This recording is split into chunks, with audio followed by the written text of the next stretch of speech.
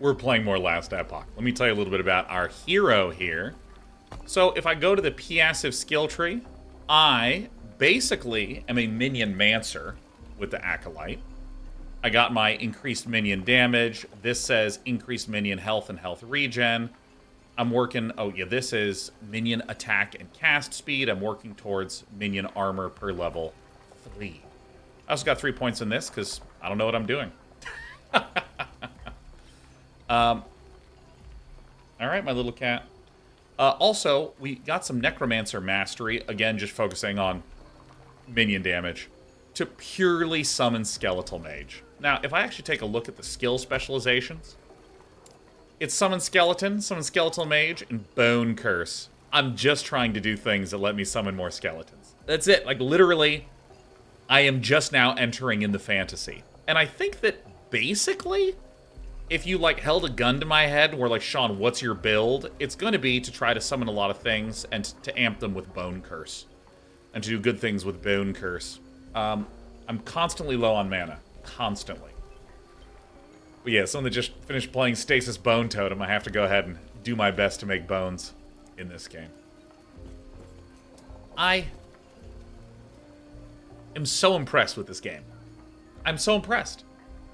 It's so nice so far. It's so nice so far. I mean, I gotta admit, I just was not quite expecting something that had this level of polish, depth of content, excitement. Because, I mean, the fact of the matter is, if I take a look at just the specialization of Bone Curse, and that's it. I originally was trying to focus on the slowing side. Slowing. Getting more cast speed, and then chilling, and then at last, freezing. Wouldn't this be sweet to have a frozen Bone Curse? I slow and debuff while my skeletons beat them up. And then I actually respec'd this and started going down, just increase damage, so that way I could get Entreat the Damned. So there's so many build paths just for this Bone Curse. And, like, I haven't even looked down this sort of stuff. I mean, what is this? Bleed chance?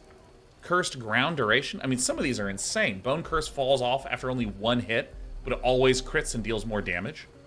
Bone Curse now has a cooldown. It's like a transformational ability. That's fascinating.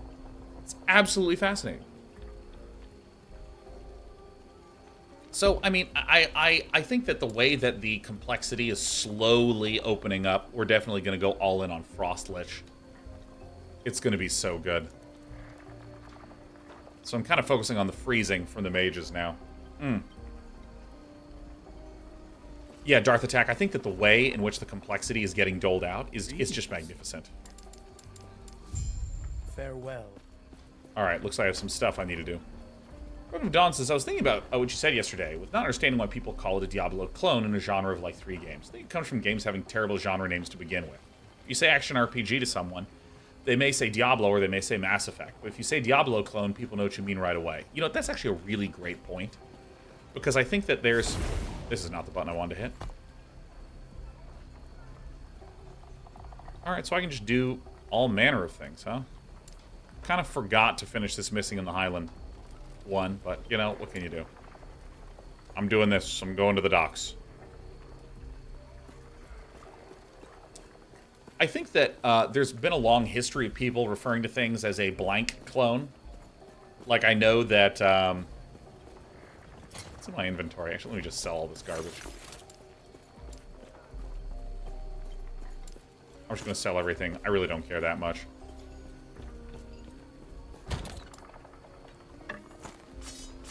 I think that... Okay, so historically, there's been this really... This is my stash? Oh, God. This I do want in the stash. Hold on, hold on. I'm figuring it out. Where is the Selly boy? Down here.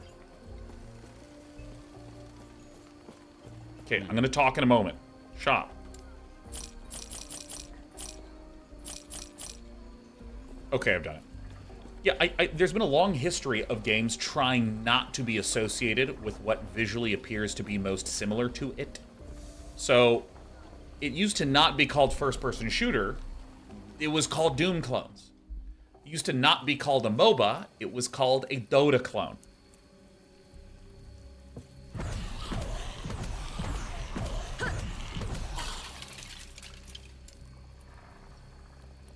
And I think that Riot, hilariously, worked really, really, really hard to get the branding for their games to be unassociated with the obvious one. So, for instance, when they created League of Legends, they were the ones that came up with the term MOBA and made sure that everyone, when they're communicating externally, said that this is a MOBA. Like, League of Legends is a MOBA, similar to how Dota is a MOBA and Heroes of the Storm is a MOBA. And they just forced this term so much that it became the term. Or when Valorant came out, a lot of people were going, what, this is like a Counter-Strike clone. And they very deliberately called it a tactical shooter.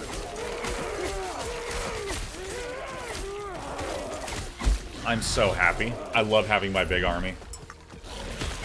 We really might not need this transplant.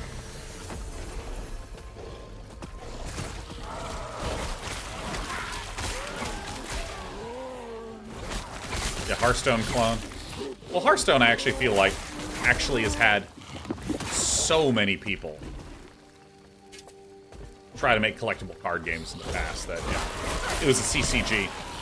The card games had CCGs and LCGs and TCGs. Can I actually teleport over to here? Can I make this jump? No. Yeah, look at my army.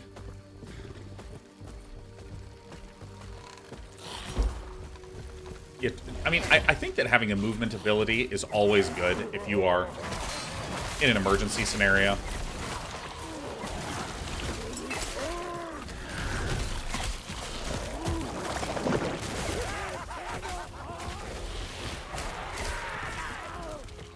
Sunaj, great to see you, man.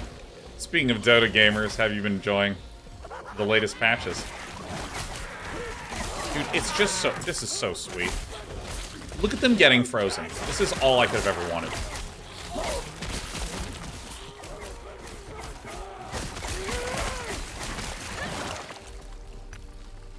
It eludes me.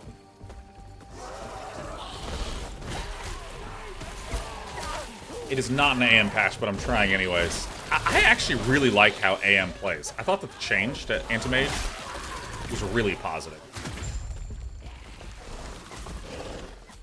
Hello. Hello.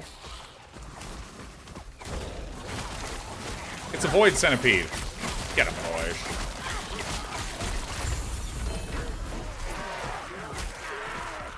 Offhand Catalyst? Ooh. So let's see here. What's my existing thing do? I actually forgot that I had this Acolyte helmet. Whatever. I mean, mana regen is a big thing I'm looking for, but what does this Catalyst do?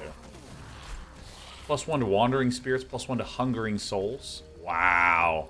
+10 Warden Gate each second per active Wandering Spirit.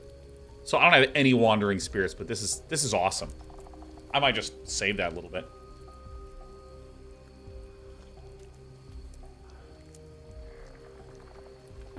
My Dota MMR. I have not played ranked Dota, the real Pluto, in 5 years. So I have no idea. Maybe it's actually 6 or 7.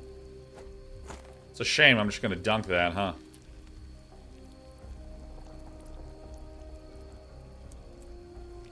Physical, stun, void. Get out of here. Let's queue up. I mean, Anderson Cooper has enough friends.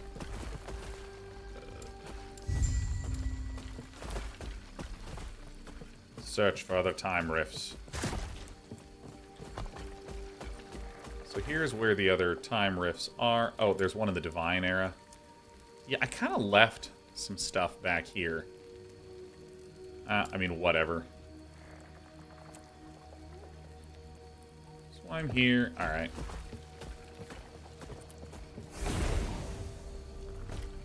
So one of my friends met Anderson Cooper at some event that they were working at and was just chatting. Anderson Cooper, totally lovely. They're having like a really great exchange. And Anderson Cooper had to go do his thing.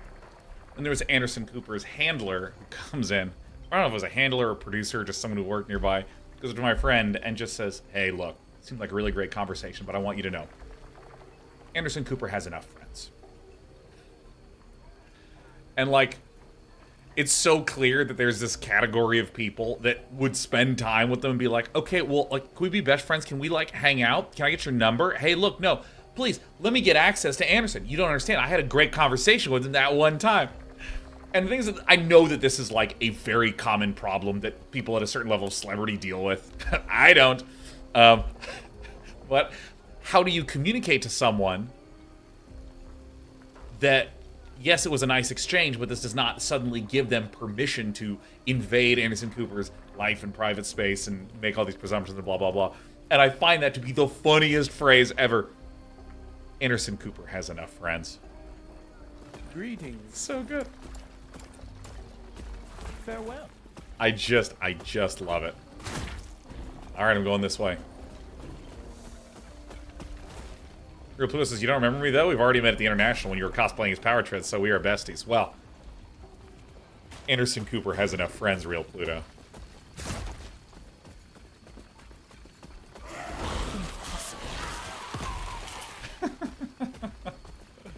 Hey, Wolf111 says, hey, there's one to pop in and say, I love having you cast Hidden Cup 5 last week. Dude, I loved casting that. I would love to do more AoE 2 casting in the future. I mean, like, high-level play is just, it's so fun to watch. Uh-oh, Void Thrall the Lizard. Dude, look at this. Get him.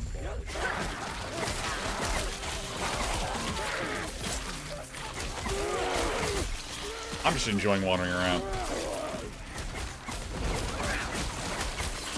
But in all sincerity, Real Pluto, if you ever find yourself in one of my servers, just message me.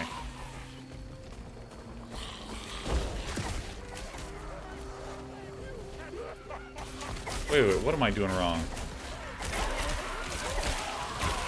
Wait. I've misread this map then. Okay, what's in this? Okay, I want to go back here and I want to get this for sure. That's the one that I've really been wanting. Great. Any of my skills leveled up?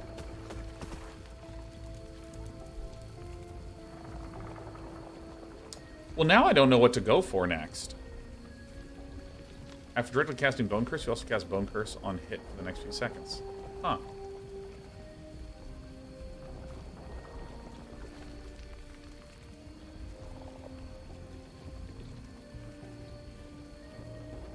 Kind of like Ruptured Corpses. Yeah, what is a fun thing to go for?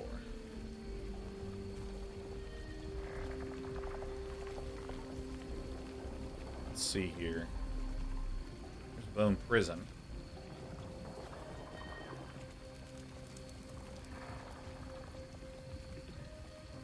Mark for Death? Interesting. Bone Curse basically damage is converted to necrotic.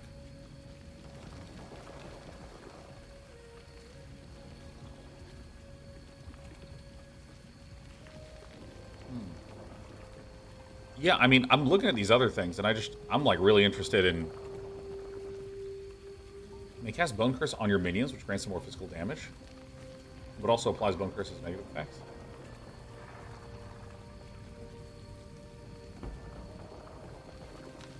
Oh my god. That seems incredibly good. Huh.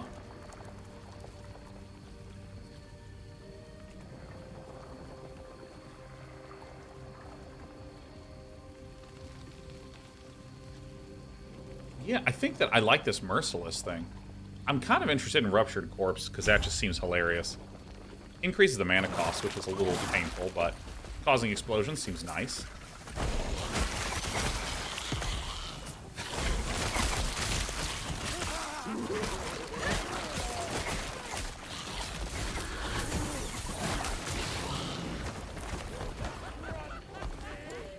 Frost Lich. So now I need to just keep resummoning. There we go. 3 Frost Mages. Let's take a peek at our inventory. So I do have a minion damage thing on this. So I actually never want this. This also has minion damage. Huh.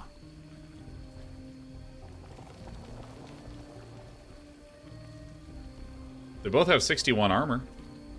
It says more vitality. I don't remember what vitality does, and I could look that up, but I don't know if I'm ever going to do that.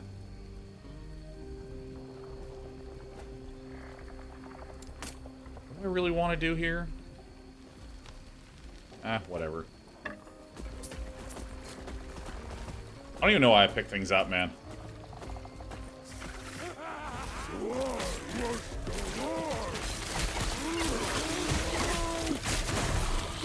Yeah, Rusty Pipe, dude, there are so many amazing UI UX things. From holding Alt to this encyclopedia that's built in.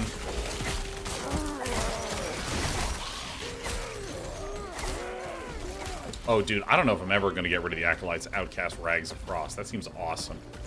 Okay, I just need to go back home. Corpse explosion still a thing? We have living dude explosion. So this is what I don't understand. Enter Welryn Undercity. Aha, I see. Yeah, some of these notifications where you need to go are a little... What? I am so confused. Alright, well, let's talk to this guy.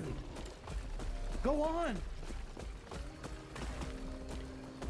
Am I deeply misunderstanding something here? I guess I go here. Run to the right. Hell yeah, crazy pants.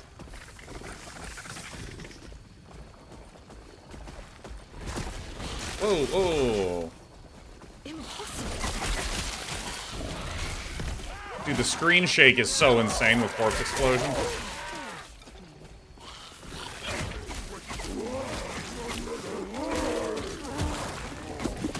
Currently on the run. I'm here to quest. The Horde goes stronger. Damn right it does.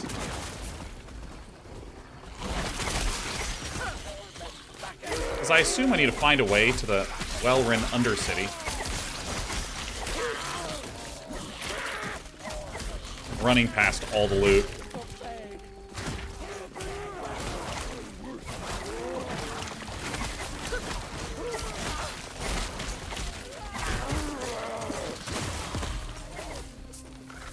What's the point of transfer material? Why not send the mats directly to that part of the inventory when you pick them up?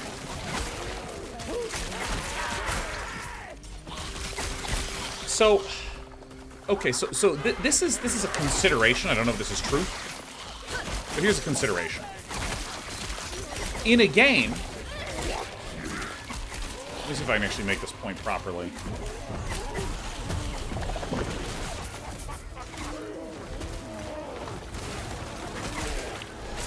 Gimme. Okay, so... Commander's Leather Belt of Frost, yes.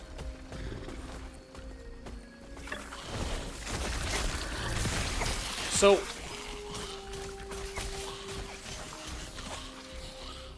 Okay, there is a kind of thing that people regularly give feedback about in games that categorically sounds like, hey, this thing was kind of annoying.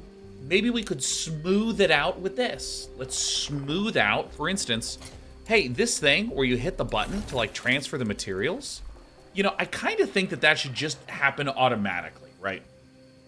And I want to be really clear about a specific delineation. There's a boundary line, which is people tend to think they are suggesting a way of making the game overall easier. But what they're actually suggesting is making the game overall easier once you have a particular amount of knowledge and know that you always want to do that. And what I mean is that, like, let's say I'm a brand new player. I have just sat down. I maybe haven't even played an ARPG. And I see that when I walk over here and pick up something, like let's say I picked up this belt, I can open up my inventory, and there's the belt. Awesome. Oh, there's a thing that enemies, if I kill them, they'll drop that's crafting materials. Hey, I picked that up, and I look in my inventory, and there it is. And when I was first playing the game, you probably saw from my first 2 hours or so, I didn't actually do anything with those things in the inventory. And then when I clicked transfer materials and it showed it moving up, I went, oh, okay. And now I just kind of do that little baby cleanup every single time. In other words, I spent some time playing, understood a pattern, picking things up goes to the inventory, picking things up goes to the inventory, and then I now realize that I can transfer them. Great. I have played digital games where these types of conveniences have been added, and when I, the new player, sit down to play them, I don't even understand what the fuck is happening. So instead of it being 2 hours of everything being totally intuitive, and then beyond that, I realize, hey, shouldn't this be automatic? The opposite happens, where I wind up being utterly confused for like 5 hours until I actually get what all the conveniences were trying to do for me. So I think that in a generalized long-run sense, yeah, might actually make sense to change some of that stuff. After someone's played for maybe 10 hours, maybe I can just auto-transfer materials and stuff like that. But for a brand new player, I actually kind of think that the order that they're doing it in is not just positive. I think it's super, super, super correct. I kind of like all this stuff that I have. It's cool. Oops.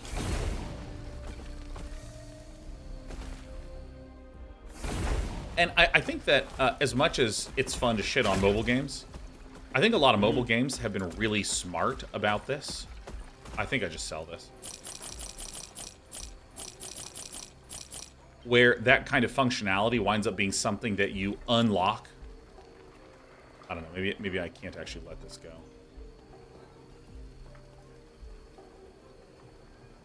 You know what? Oops. Buy that back.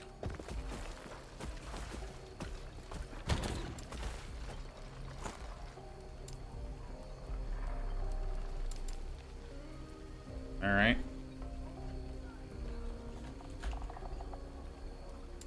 Hell yeah. I think mobile games have been really good about unlocking functionality in a way that feels like, okay, so I'm gonna then I'm gonna unlock the button that automatically does it. Nice. And all of a sudden, you've removed the confusion and kept the positive upside benefit.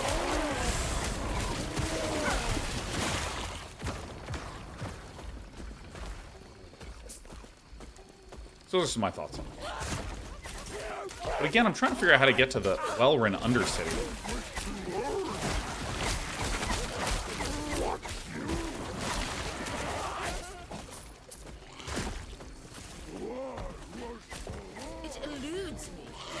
Alright, I'm just gonna go this way.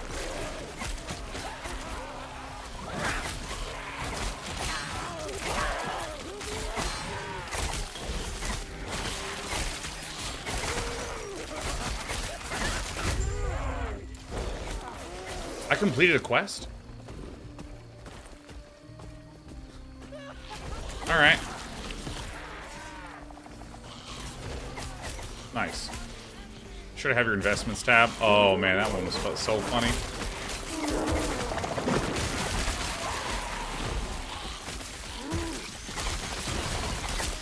Pick up all the stuff that I don't need. So, for actual gamers, I'm wondering if just starting to hide all rare items.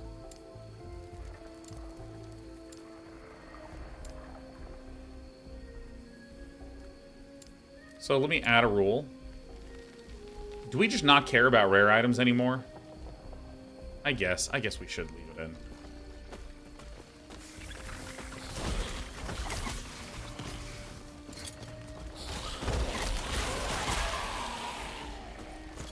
Alright.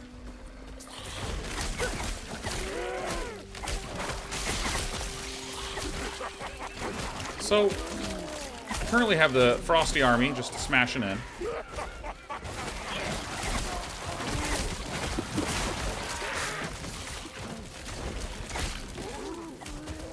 But I don't actually know how to get to Welryn University, because I think this is incorrectly labeled.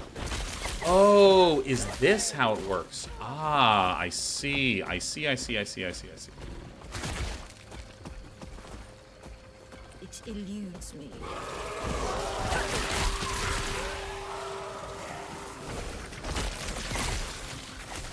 What did I just hit? Is that X that I hit? I see. Nice. Sick.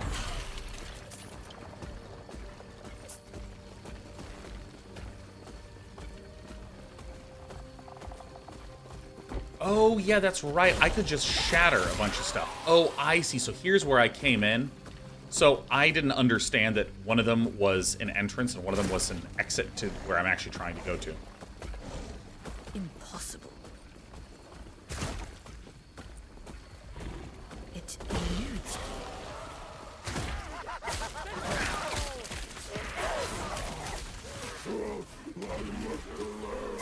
Oh. Oh my god, we have the sliding bone golem again. Oh, I have a lot to level. Whoa, whoa, whoa, whoa, whoa, whoa, whoa, whoa.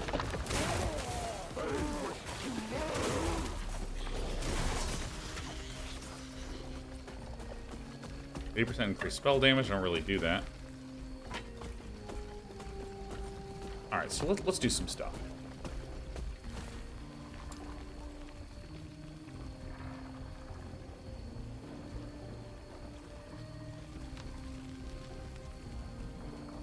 Maximum skeletons +1. I mean, I'm gonna do that.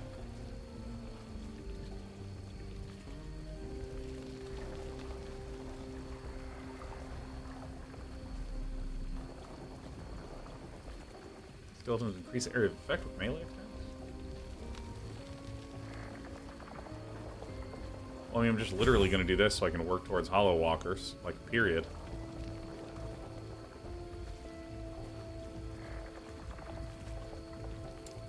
Okay, so now I have this, and what did I want to do with this?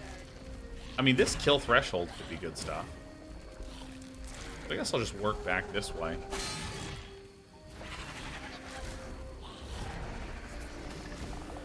Or do I want it to slow? I don't know. I don't know. Slowing is fun, I think. All right.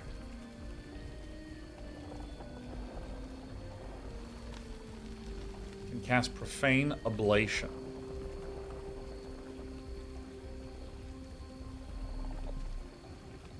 What are some other cool things? Wait, so there's cold. Yeah, I'm gonna max out the freezing qualities. Nice. Oh, it makes me so happy. Versus, did you catch the Hidden Cup games yesterday? Some of the best games I've ever seen. It was unreal. Dude, the Hidden Cup has just been delivering so hard. What needs to be summoned? My mages.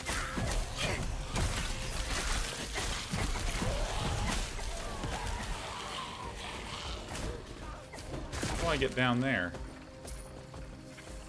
Oh, I need to go all the way around. Aha. But yeah, Pinfeldorf, dude, the Hidden Cup has been... I think it's just been the best Age of Empires 2 I've ever seen, period. It's been unbelievable. Oh yeah, dude, the first quarterfinal set today. Who was that? Was that Otto the Great that was doing that? Yeah, like the hidden in-base push. And Riley Knight is just very, very funny. Very sad Otto is gone. Yeah, I thought that everyone's predictions that it was MBL was accurate.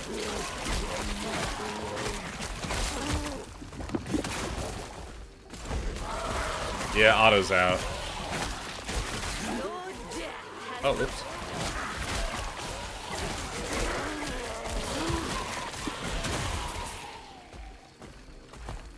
Settings. Screen shake. Screen shake.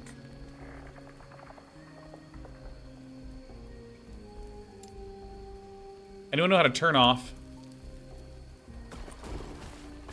Oops.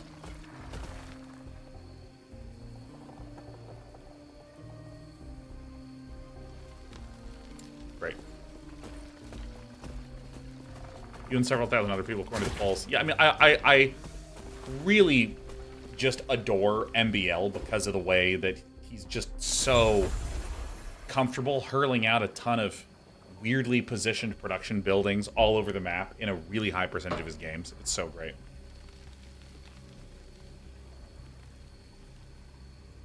Still screen shake on most abilities. Yeah, no, I understand that. The fact that this is on low, I'm going to test. Because I actually do like a little screen shake.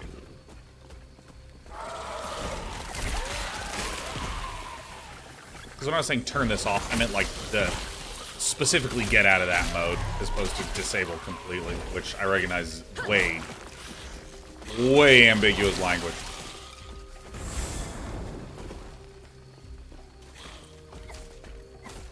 Rana says, I'm new to this genre of game, and I'm curious, is this primarily for people that enjoy advancement? From a new player perspective, it doesn't seem very difficult or strategic. So, I would absolutely recommend this as a A+ first ARPG. Like A+, A+, A+. And one thing I want to note is that a lot of an ARPG is the joy of progression and customization, not the challenge or difficulty associated.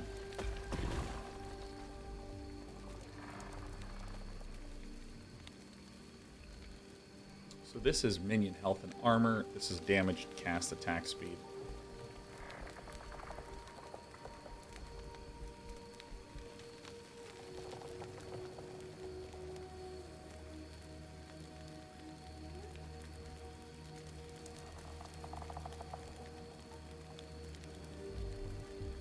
All these are so weird.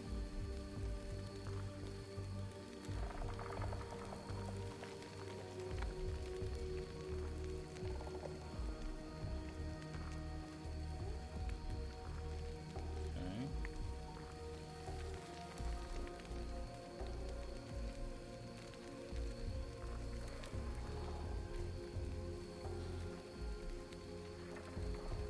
Cursed blood. Yeah, I'm just gonna do the basic one. Damage. Yeah, yeah, a lot of the joy of an ARPG is not the challenge or the difficulty initially with, frankly, anything. It's just about, oh yeah, you know what? I want to go for skeletons and skeleton mages with this bone curse. I think that sounds cool. I'm gonna do that. I mean, that's literally, that is my understanding and my justification. But there's enough little moments of, and I'm going to pick this, and then I'm going to equip this, and I'm going to choose to do that, and I'm going to choose to do this, and blah, blah, blah, blah, blah, that, like, altogether, it is insanely satisfying.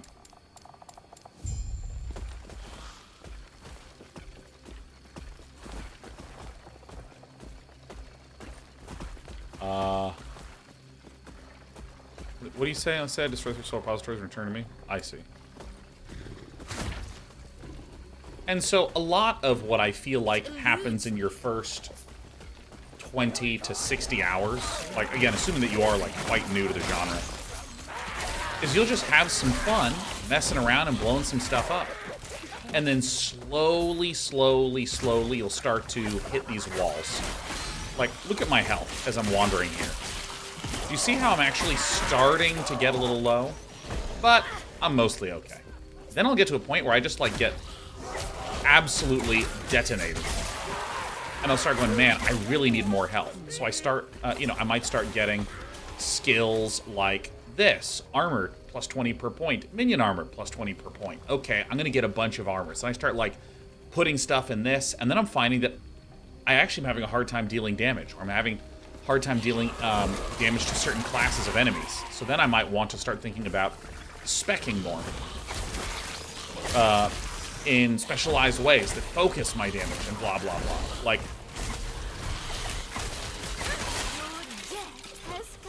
oh! See how I almost died there? But I reacted in time because I'm a gamer.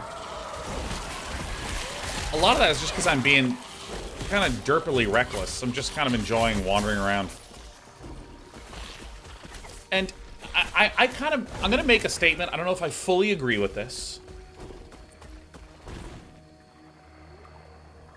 I think that no player gives a shit about any system, number, stat, mechanic, unless the game punishes you. I just believe this in system-driven games. No one cares unless you're really getting punished, or to a lesser extent, supremely rewarded.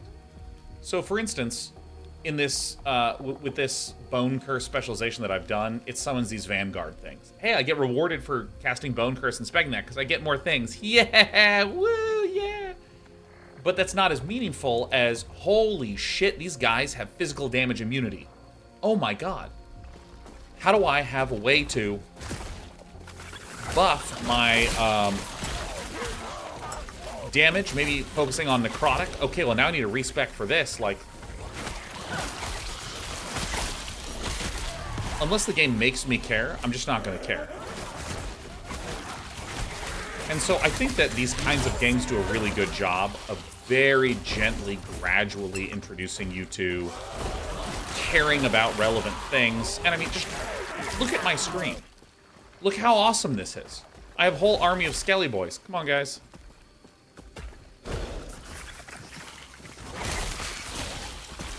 And they're shooting ice shards, and I just want ice to pop out of things because I think ice magic is cool right now. If we're playing Path of Exile, I'd still probably do an Absolution Templar because that thing's awesome.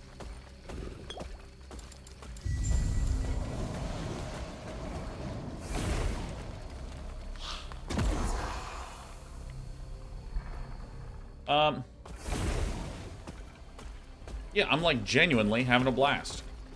Oh, where's my blacksmith? Gone?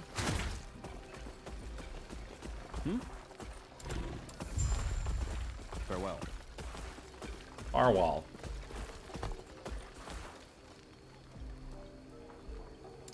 Just gonna travel here real fast. Yeah.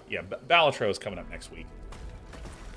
You'll see that Hearthstone month, Blizzard month is coming up at the end of the Yes. of March when I return back from GDC. So let me look at some of this stuff. I think that this doesn't matter. This gives some minion regen. Yeah. Follow your feet.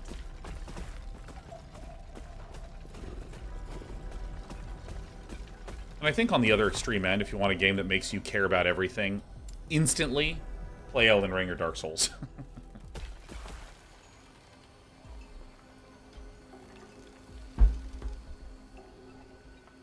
Oh, yeah. Hold on, let me actually just go to the map and see if there's some quests that I can do stuff for. It's a ritual site.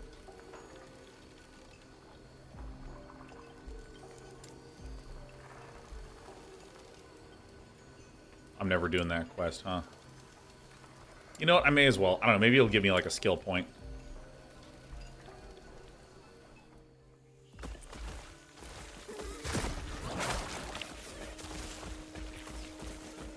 Get them, boys.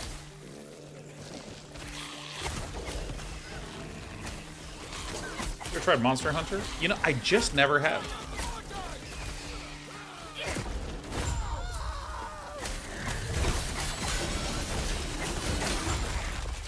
Yeah, I'm pretty strong. Alright, inform someone at the Keeper's camp.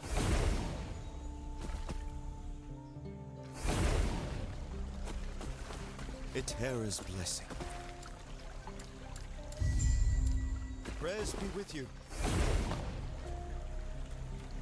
I did it.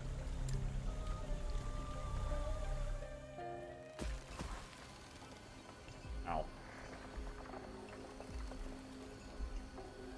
Yeah, no, I think that, like, I can't speak to what the end game is like. I haven't looked up to anything about the game. But I would give the first 10 hours or so, I'd give it 10 out of 10.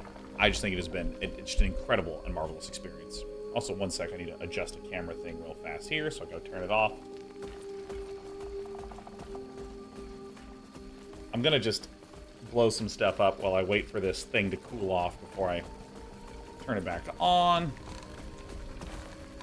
Nice.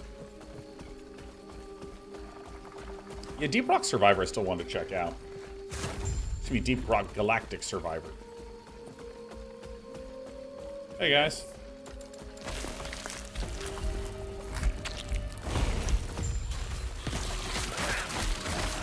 Void Amalgamation. Oh, that's pretty sweet.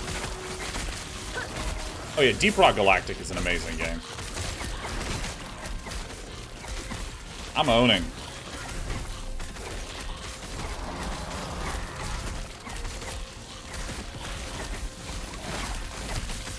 Look at us go. Get him, guys. Hey. Dangerous. Or dexterous ribbed cuirass of remedy. Cuirass is the most incorrectly pronounced armor name of all time. Magical Trevor. What a delight to see. Every time I see you, the song pops into my head.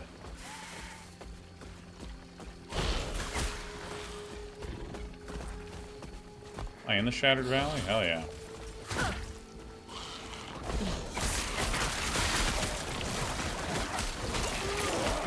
Boys Sharking says, I like Deep Rock Galactic, but something just doesn't hook me with it. So I'll play a few sessions and don't touch it again for ages. Do you mean like the literal Deep Rock Galactic or DRG Survivor?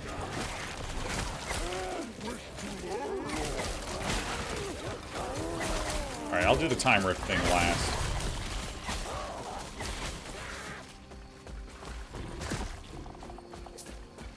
It eludes me.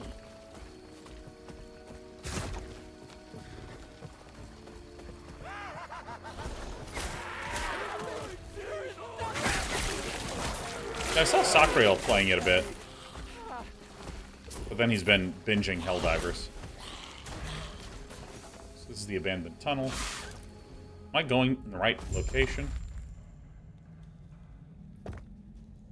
Sure. I'm doing this. Dude, I am so strong. The Deep Rock Galactic, I think, is one of the best pick up and play games around. It to me sings in the way that TF2 does. Void Fused Earth? Dang, man, I got chunked.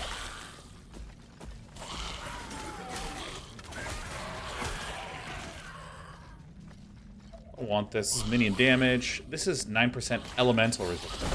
And lightning. Or no, elemental damage.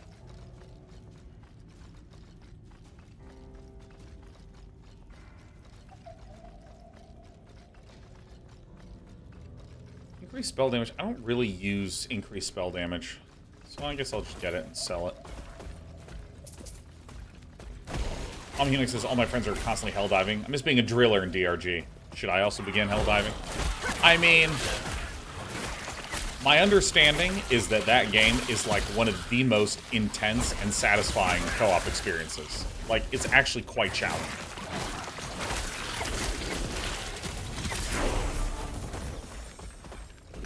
And I also understand it to be challenging in a way that's pretty fun.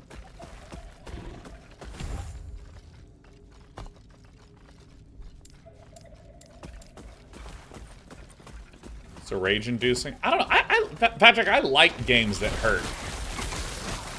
I mean, obviously, I'm playing this game where I'm just la la la, just like marching in. Do do do do do.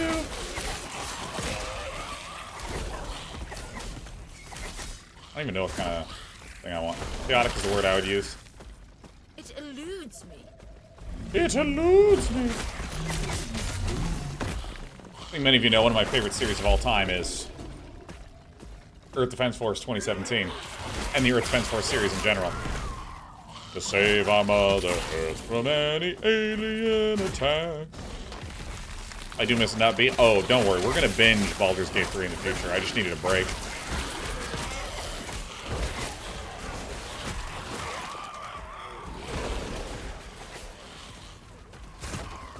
Love Elden Ring, Dark Souls. See, I actually think that Elden Ring, Dark Souls, those games, are much less rage-inducing because you only ever need to beat a boss once.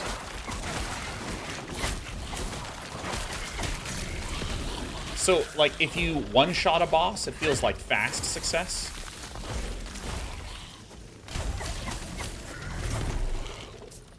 But if you take 2 hours to beat a boss, it feels like slow success, but still success.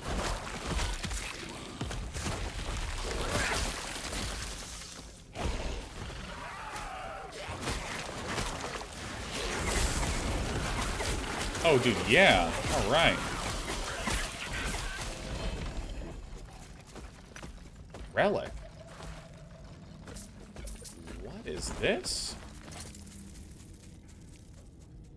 Tome of Elements.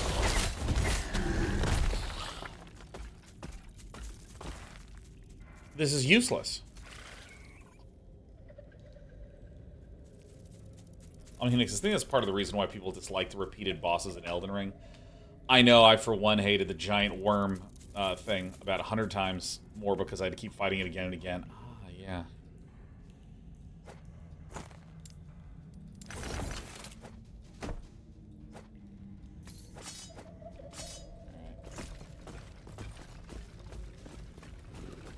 Can you get that at level 3 or so? Is that right?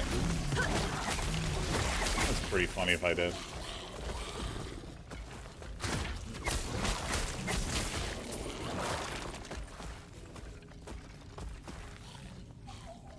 I mean, I'm just literally not even going to worry about what scepter I get, to be honest.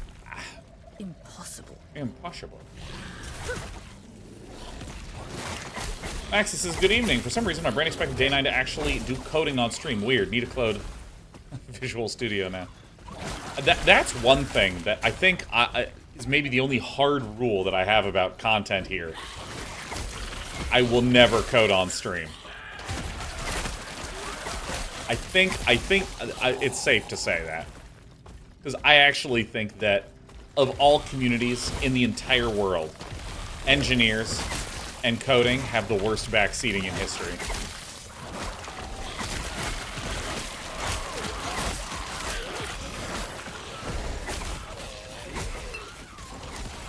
So hot tub's still on the table. Honestly, way more so than a coding stream, let me tell you.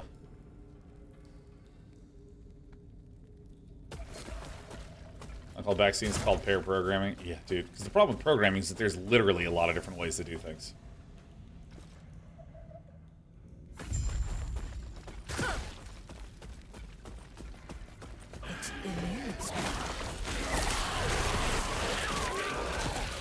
Why'd I click on that thing there? What thing where? Over there, like you're just doing.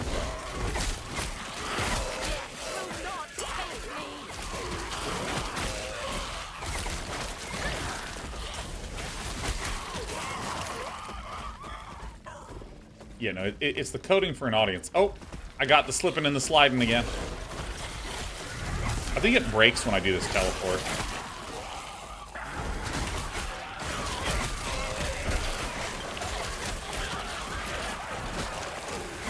Vengeful spouting husk of the winds.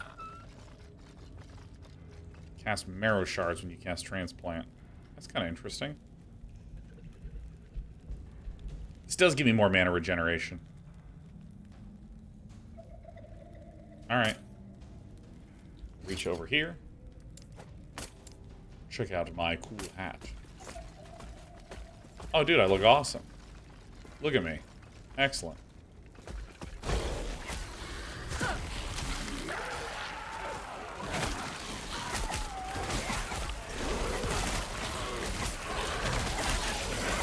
Maxi TB with the 11 from heaven, my god.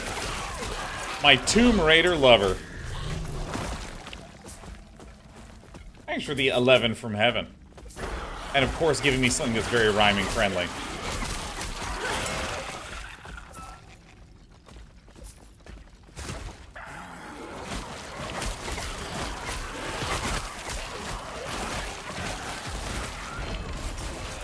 Boots. Uh-oh. Okay, hold on. Hold on. 5% increased movement speed, that's it? Is this terrible? Is there a way to open this up with just mouse only? I see. So this is +1 strength. Oh, yeah.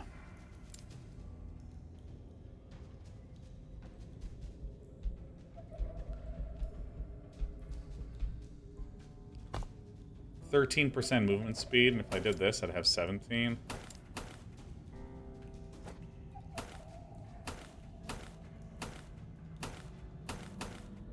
Let's see, what does these do? Increase your arm by 4%.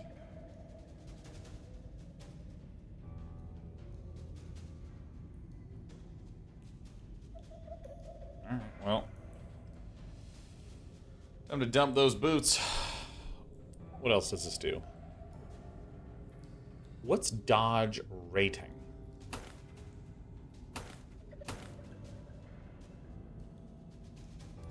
This makes me insanely survivable. Lessons of the Metropolis. You know what? I'll give it a go. 23% dodge rating.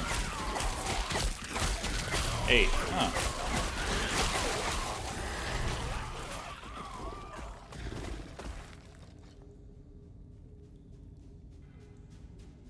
Alright.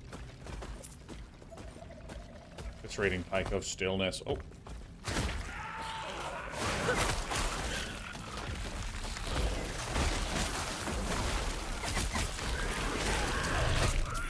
Flaming Rest of Cleaver Brutality. Why is this showing? Oh, minion and minion spell damage? What? Really? Oh my god, I guess I hold a cleaver now, huh? I mean...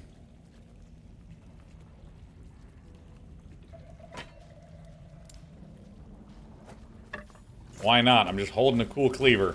Because I'm a believer.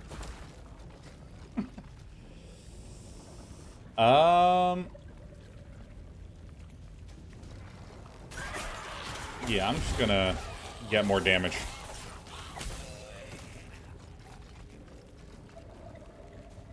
I might actually do this.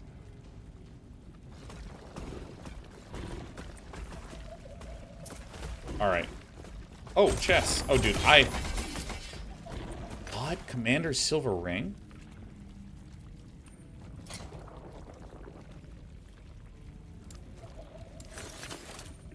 So this is...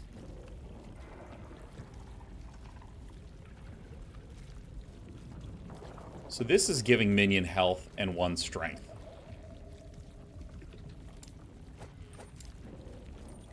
Yeah. So now, dude, I'm getting pretty fast now. Yeah.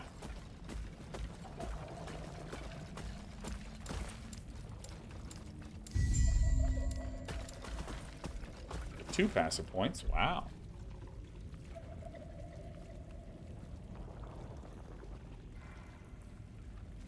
Sacrifice. Rips apart an allied minion, dealing physical damage to enemies around it.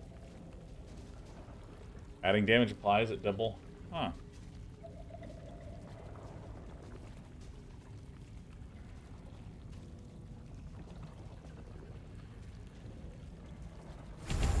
Why not? Why not?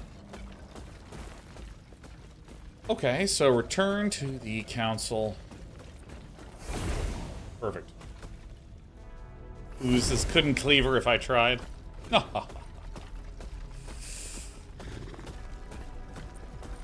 May I tear a smile upon you? Farewell. I'm owning. Sacrifice.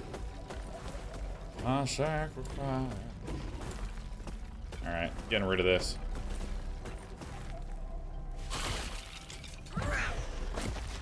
Oops.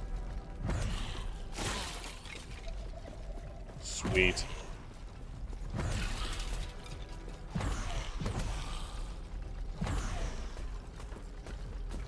Physical damage to enemies around it. Nice. Find the Temple of Etera. Okay, excuse me, princess.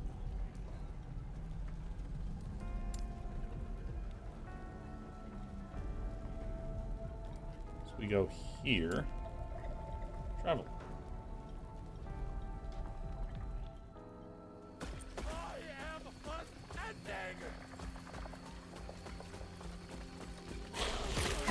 Dude, I like that it actually gives me a few seconds. It's a great way to deal with loading issues.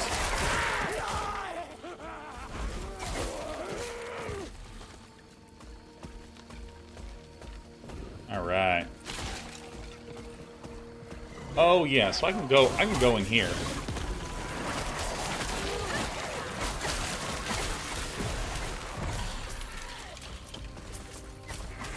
I don't actually think I need this.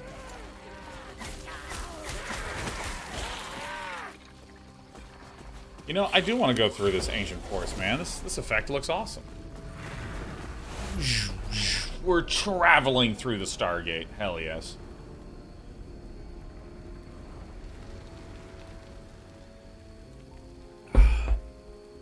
It's a cup. It's the same cup I use every single day. Explore the ancient forest. Alright, you got it. Alright. Go ahead. From demons to dinosaurs. The game has it all. So, actual backseaty question. What's the end game for this game?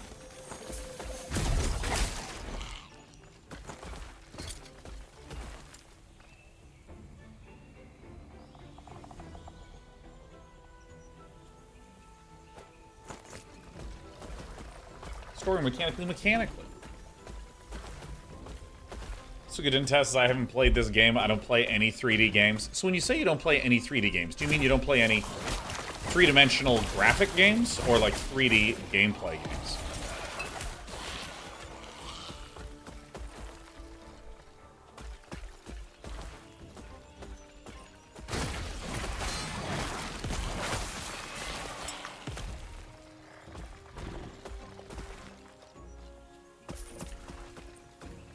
Game is making legendaries. Impossible. Impossible. I actually don't really know how you do endgame content in an RPG. What that even looks like. I've never really gotten super endgame in almost any RPG. I guess with the exception of Diablo 2, where you just do endless bail runs.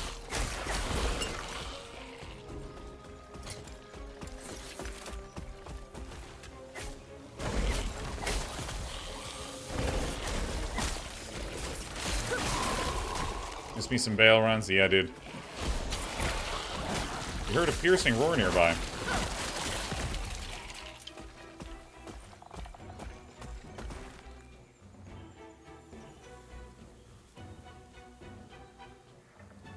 Plus 15 ward per second. I mean, that's kind of neat.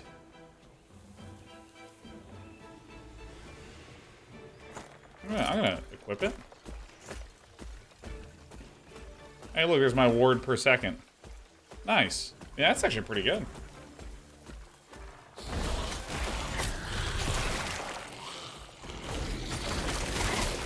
Yeah, I mean, ARPGs are actually one of those genres that I feel like is wildly underexplored. What's this do?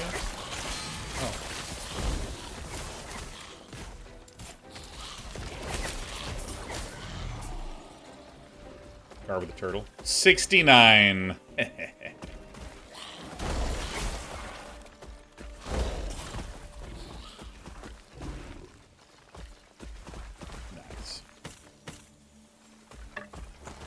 Pick these things up because I'm in the mood to gather and sell.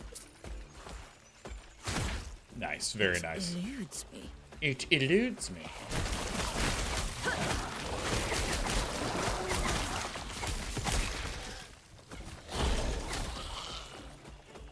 Necromancer never walks alone. A necromancer always flays his pets. So I'm actually curious, what is your... Adverse, this thing a lot of on RPG endgames play almost like roguelites, because it's theoretically infinite. You're constantly trying to crank the difficulty up higher and higher because it increases the item drops. Yeah, I mean, I guess there's a statement of like, dude, it's actually so hard to live. You have to be so attentive and be tracking so many different things.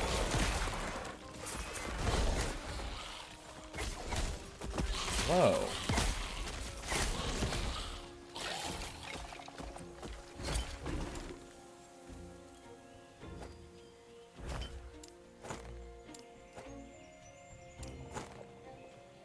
I'm understanding this correctly, right? This is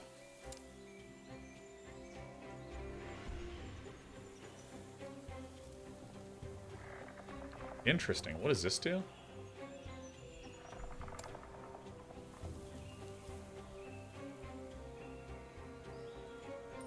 Alright, so I'm just gonna... Minion damage, spell damage. I don't even care. I'm gonna pick it up, I'm gonna sell it.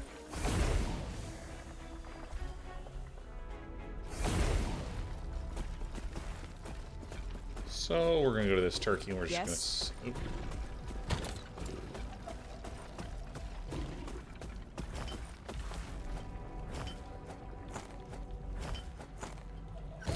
Alright. Yes. I don't think I really need any of this stuff. I'm gonna tuck away the legendaries because I think it's fun to collect them. Follow your feet.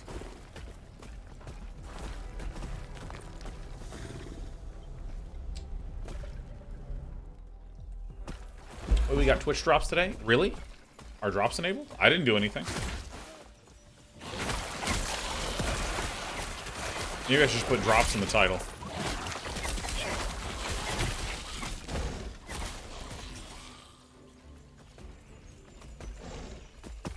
Watch for 1 hour and claim the reward. Alright, well I'm gonna put drops in the title. Here we go.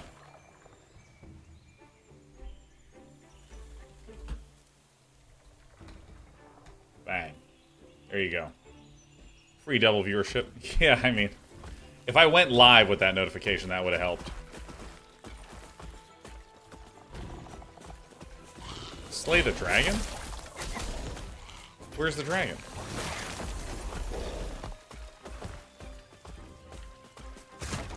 Let's see, I have my...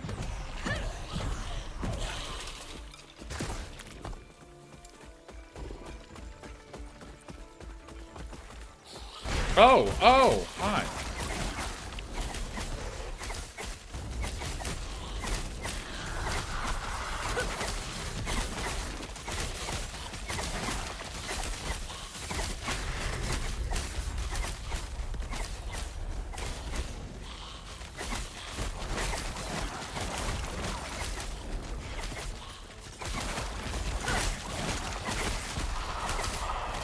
I'm doing it. Get him. Oh no! Oh! Shatter Breath Scepter of Freezing.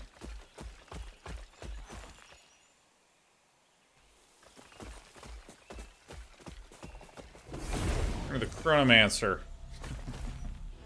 Yeah, dude, Where is this asshole?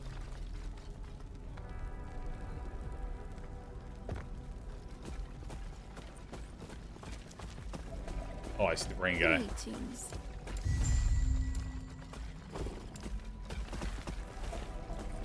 Alright. Anyways. Yeah, I mean, because,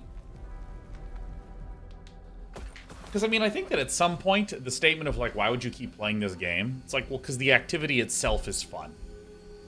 Like, for me, like, in Age of Empires, the activity of building up a big base is fun. And also trying to overcome and defeat someone. And there's so many different oh, can this rotate?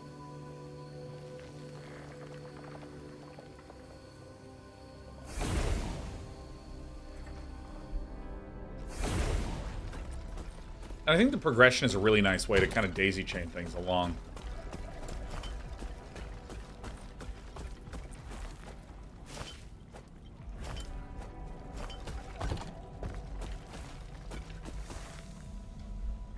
But, like, I guess I've never done a lot of the super late-game ARPG stuff that is focused around careful management of resources and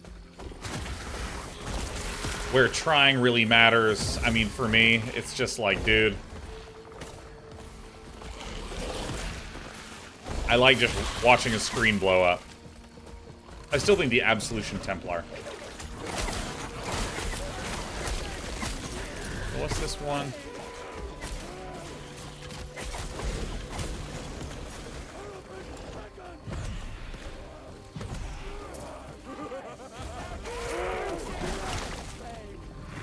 Oh, I don't want to go. No! No!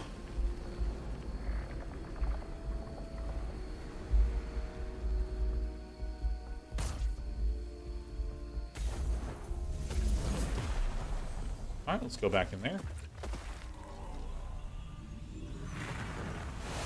Yeah, I mean, because the thing is, like...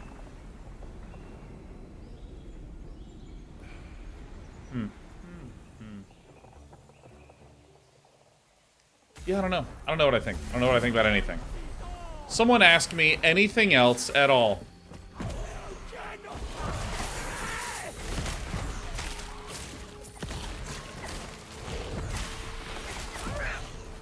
Flame Wraith.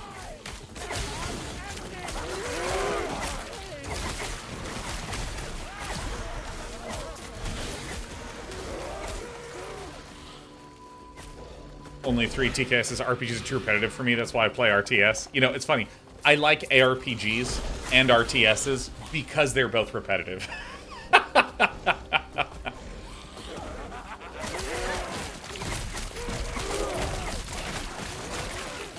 3 Flame Wraiths in a row.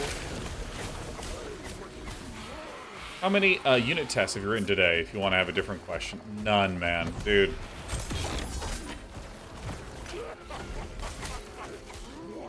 Dude, I'll be honest. Unit tests have a place. What did I just pick up? And I think people fall under one of 2 categories. They don't make unit tests, and they literally should and need to.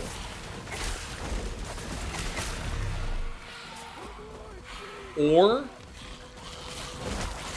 they learn the value of unit tests and they implement them way too early, way too often.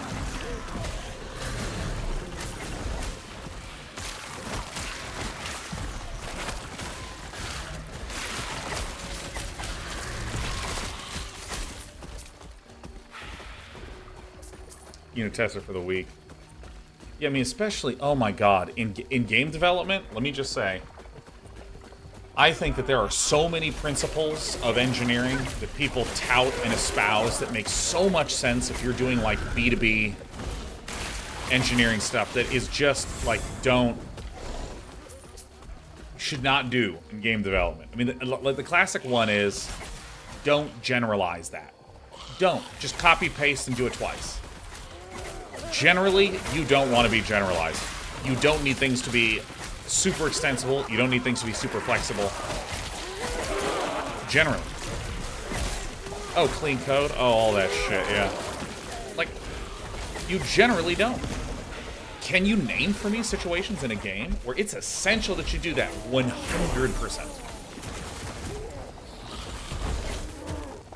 What one is this?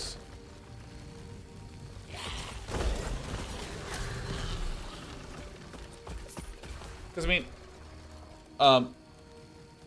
like, yeah, first of all, if you do excessive abstraction, you will absolutely be taking performance hits on each of those. And, I mean, performance really, really, really matters in games in a way that it does not in certain pieces of software. For instance, if you are taking 2 seconds versus 3 seconds to do something, in a large-scale piece of software where someone will press that button maybe once a day, or maybe once per session of using your software, it's actually fine if it takes a few seconds. But if you need to run it like solid 60 frames per second, oh, look at how awesome this guy looks. What are my... Oh, yeah, Avarice. Ah. 13% elemental resistance is really nice.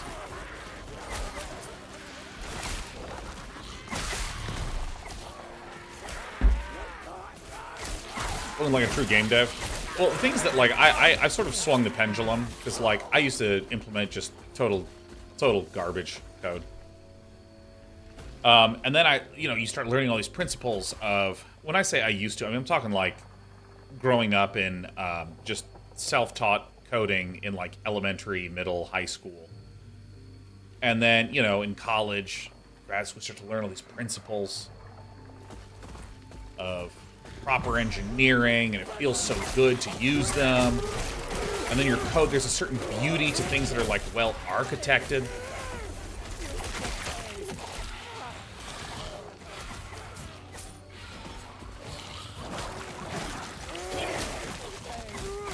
And, like, dude, Like, a lot of it doesn't matter. You spend a bunch of time making something that's beautifully architected and engineered. Oh, it feels so good. Oh. And you wind up changing it or throwing some stuff out. And yeah, there's just like all these things that you realize, wow, if I had just like tried to hack it together, played with it, realized what it was, and then rebuilt it properly, I would have saved myself so much pain and so much time. Put up, Furry Gopher. Welcome back. That is the gift that keeps on giving, baby.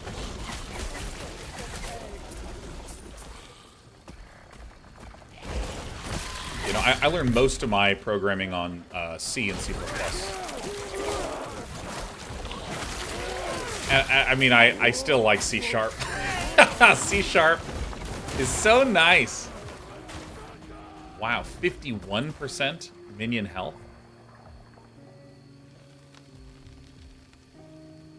But this is 16% mana regen. How do I see what my mana regen is? So if I like do this, the difference between is 10 versus 11.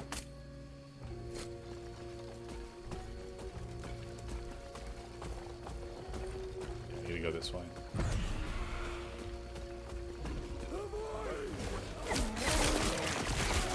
And I find myself still missing a lot of the functionality in C++ and C#.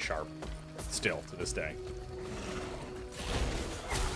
Lesser Dragon says, have you seen the recent White House recommendations to stop using C, C++? No, I have not heard of this at all. That is hilarious.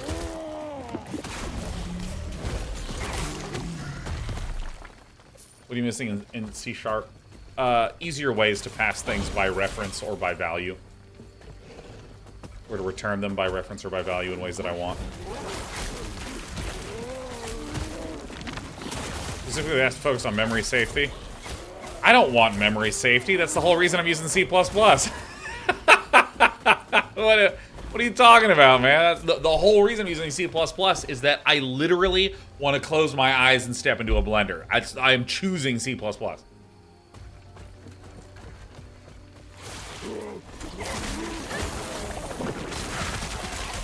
Bearded acts of brutality.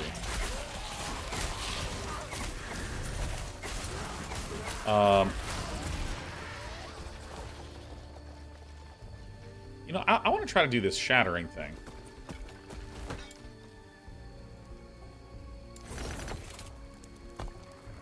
Hold on, we're going to come back to this in a moment.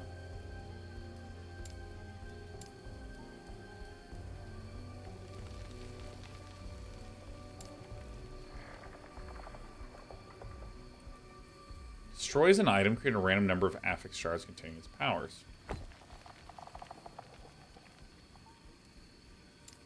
So, I'm going to use this thing.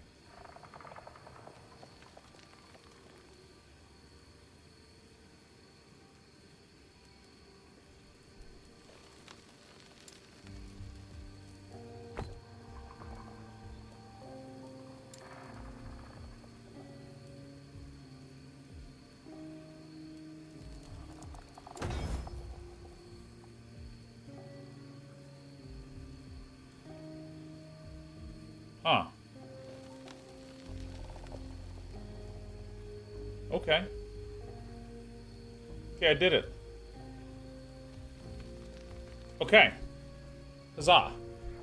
Yeah.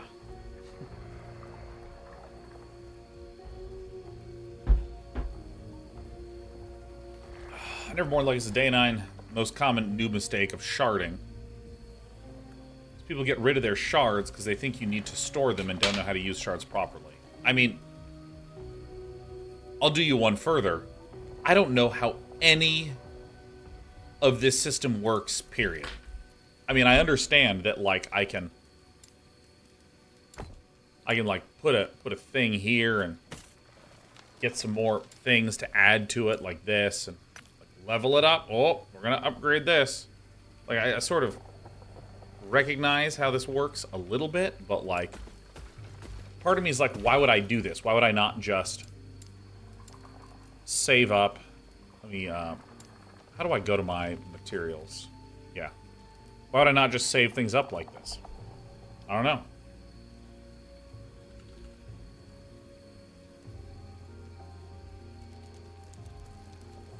Here's minion health. Let me just remove this.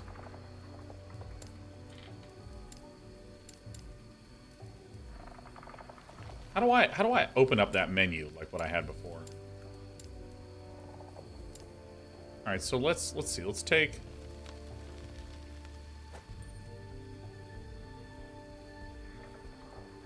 This is minion health. Where's my minion damage items?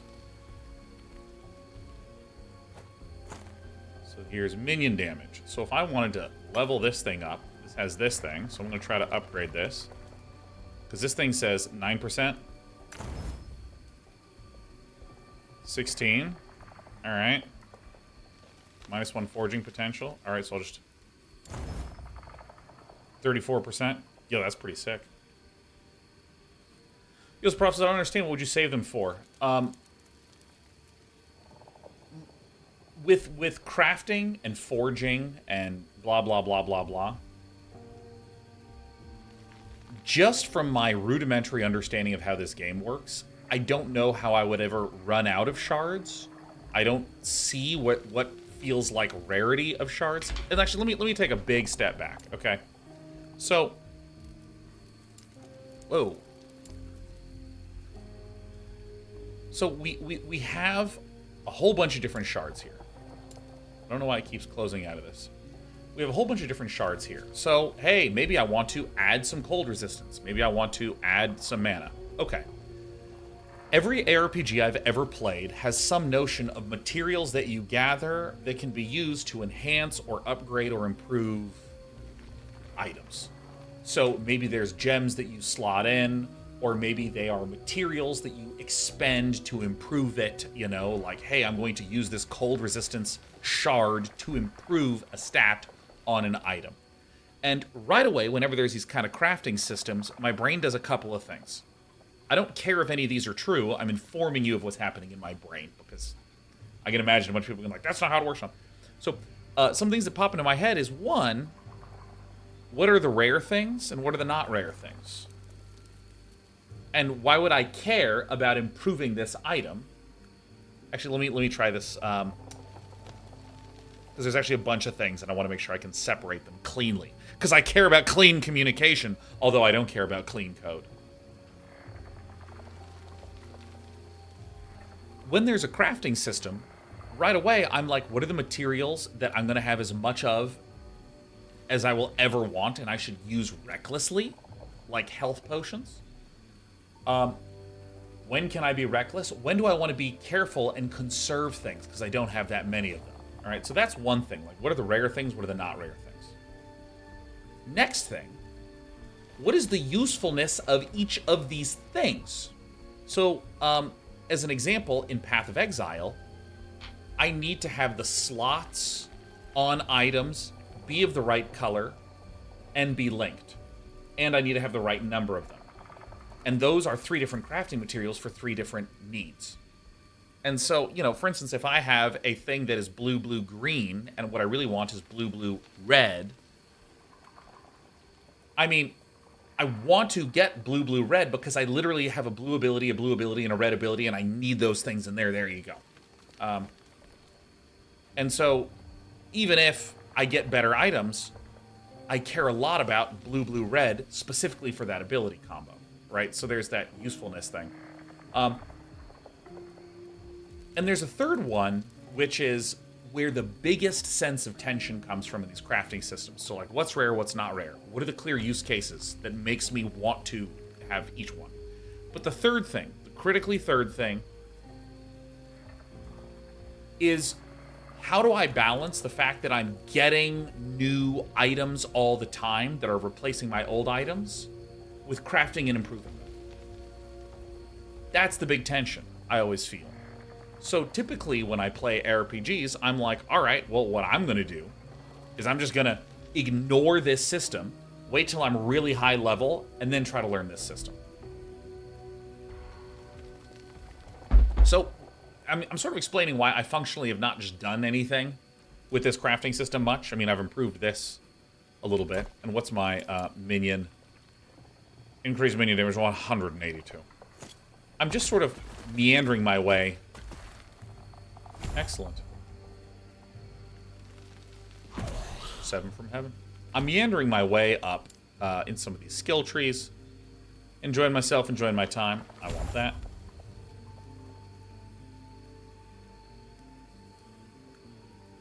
I might want acute affliction, because I'm feeling acute today.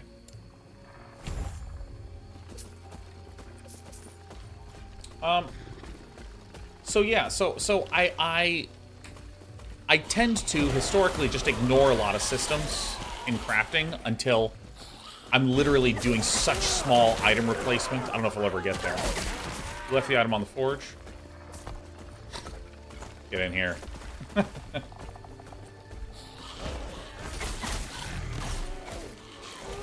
Yeah, because, like, it could also be that the crafting system is, dude, do it as much as you want. Just have a blast.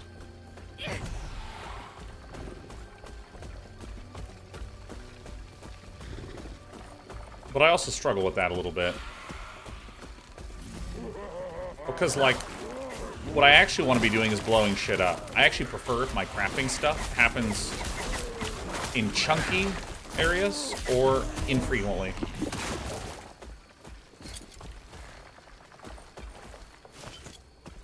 Oh, my little cat's getting comfy. Escovay says the forging potential prevents the sunk cost fallacy crafting, so you can't waste crafting currency because the items won't let you. How does that work?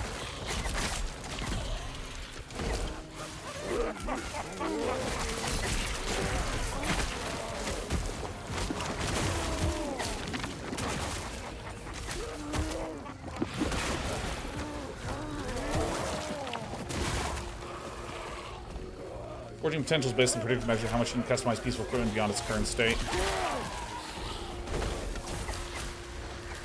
Briefly go here and compare these. This is, yeah, that's a minion damage thing, so we're just going to keep that. This is minion health. That is mana regeneration, and my other one is...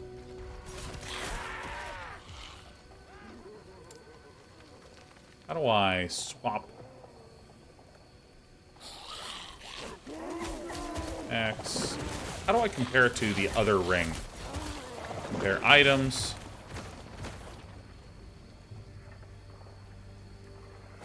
We'll do this.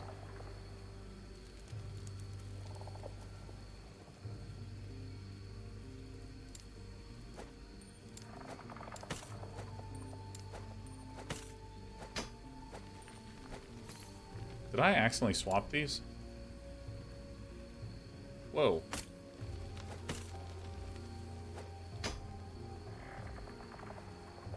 Oh, I did deliberately do this. I remember this now.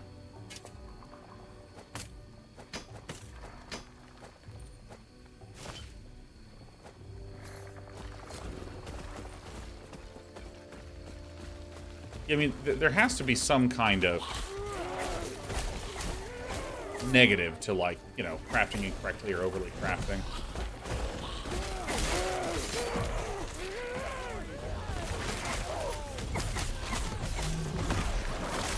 Dude, you just get so many minions in this game. It's awesome.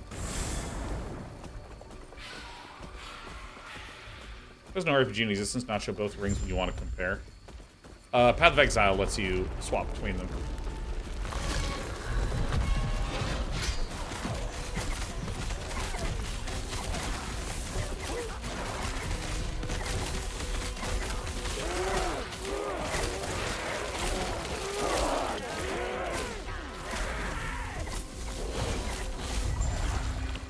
Oh my god.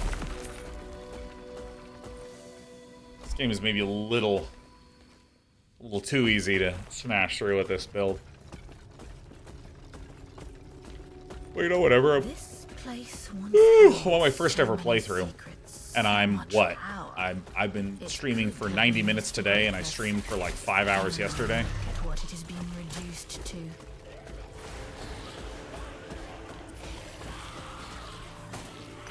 Uh-oh.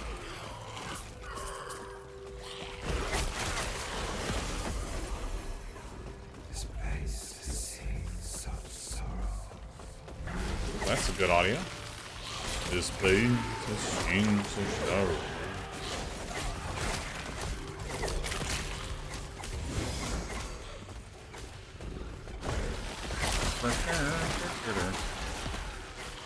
Ooh, movement and attack and cast speed. Yes. Oh, Oculus plated belt of endurance. Or cultist, not an Oculus. This is minion damage. No. Trash.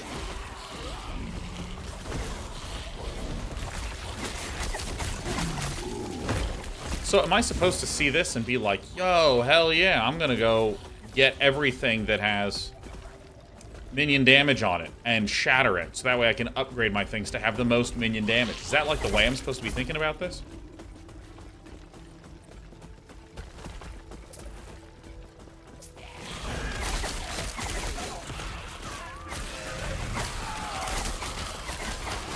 Yes, exactly. Alright.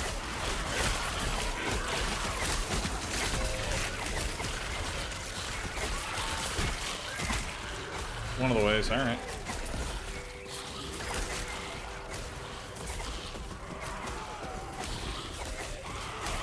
Yes and no. Think forge potential of an item.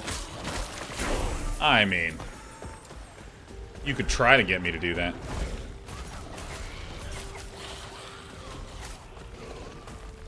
Oh, shit.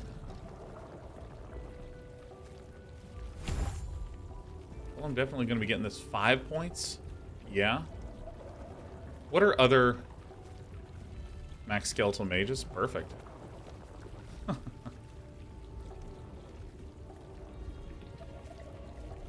Dork retribution.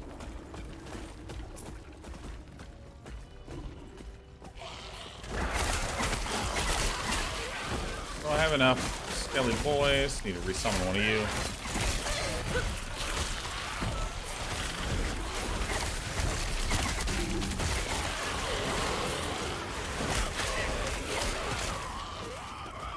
We're start playing this game on a Steam Deck. I do have a Steam Deck. Oh, what game was I wanting to play on the Steam Deck? Oh yeah, Prince of Persia Lost Crown. That's gonna be fun on there. Oh wait, no, I bought it on the PS5. Yeah, I'm gonna play on PS5. It's gonna be fun on there. Sure, you can put points in other masteries. Yeah, I mean, like, I haven't really looked at these.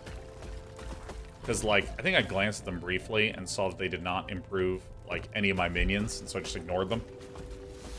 Oh, Thronefall, that's what it was. It was Thronefall.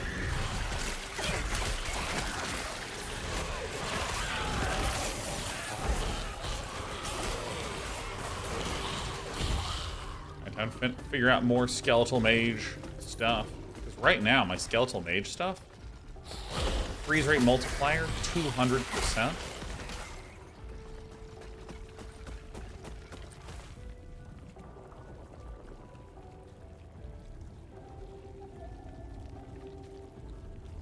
Where should I go next in this tree?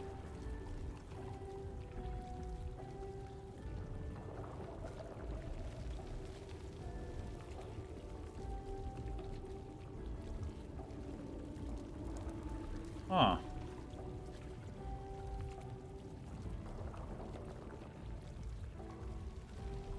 I love these skeletal mages.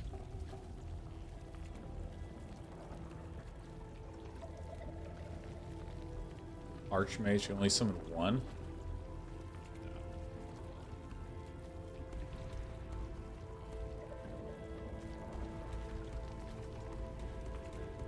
So we've kind of gone down the frosty path.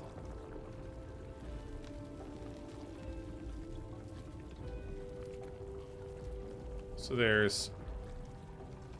I mean, there's the cast speed. Extra projectiles. I mean, probably like these two seem good. Health leech. Adds Death Knight, so I can't even go down this path.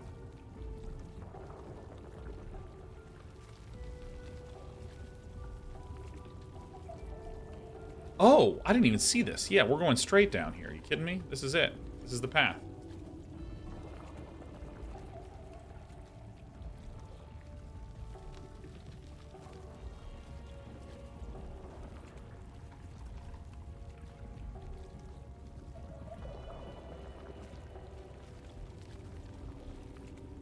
Okay, great.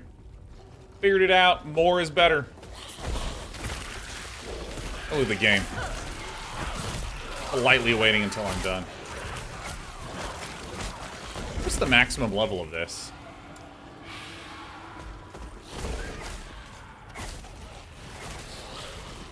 Curious.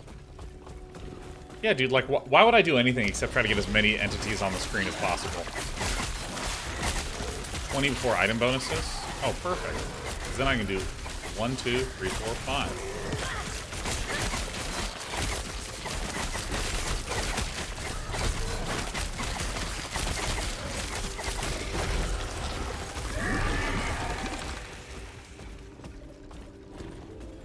The path doth open.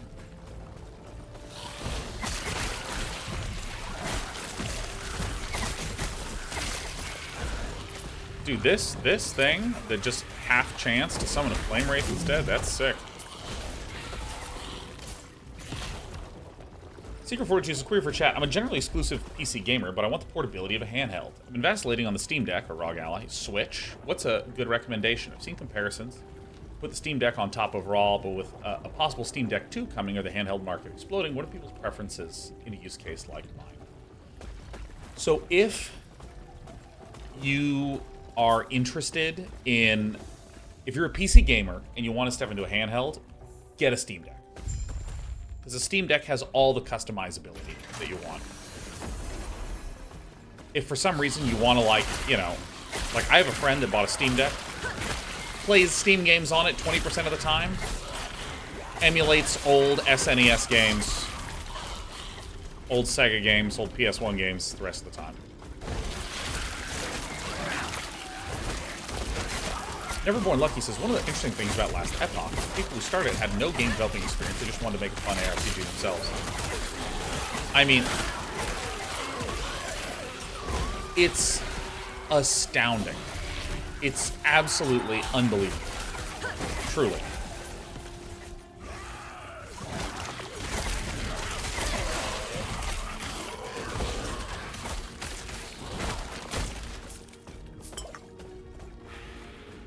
I mean, there can be kind of a soul-sucking quality to AAA development, where, like, you show up, you know, your producer will say, make these things, and you'll go, okay, and you'll make them. And there's a lot of just, I remember us saying this yesterday, that, like, a lot of making a game is just like a giant fire hose of content that you're trying to get into the game. Like, you know, I have a friend who's an environment artist on a AAA studio, and they basically just... No. They basically... I see where I need to go. Show up each day, and they're told, like, you need to make this many tables, this many trees, within this time frame. They just do that. And they go home. And there's actually just not a lot of time. Oh, this is so sweet.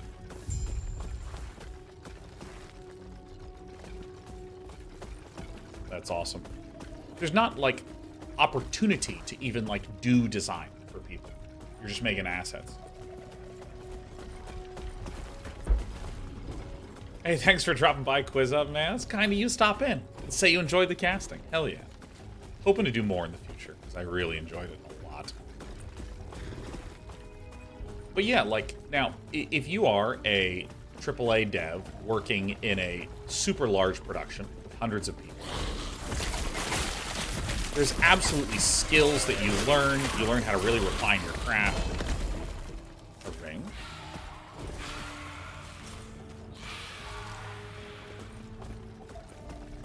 But it's also undeniably true that you can kind of... Weaver's Will, huh? You can kind of wind up in a situation where, like, no one's actually giving attention to the game.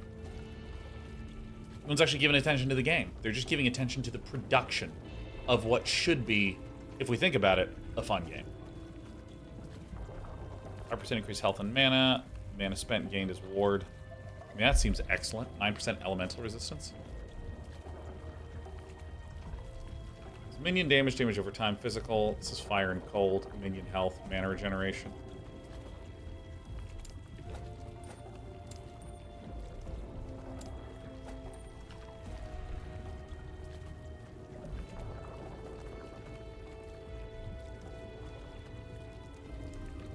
Mana regen one. Sweet.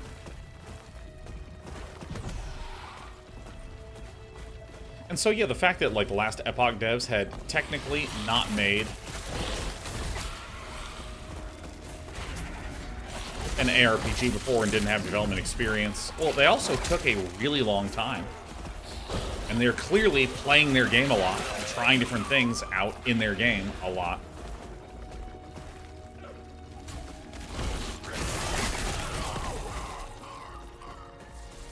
Yeah, Dreaming Pants, I like the way you worded that. Projects getting so big, few people actually see the scope of the whole thing. Yeah. I remember someone who was at Blizzard for a long time described that Blizzard's design process is, in a lot of ways, kind of simple.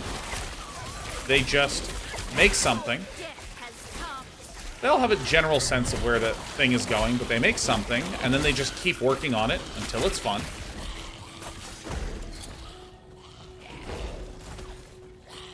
Still 9%. Okay. And then once that's fun, they let themselves work on another thing. And they keep working on that. Till it's fun. And they just keep playing it, making sure that it is fun. Have a principle of, like, the game should always be playable. So that way we can keep making sure that it's fun. Wait, what did it say? A weaver?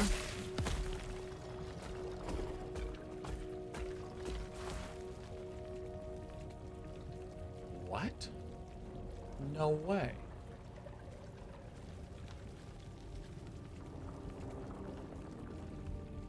As you slay enemies with this item, will gradually build by granting new random affixes and upgrade them. Each new affix costs 1 Weaver's Will. No more than 4 affixes can be added. Okay.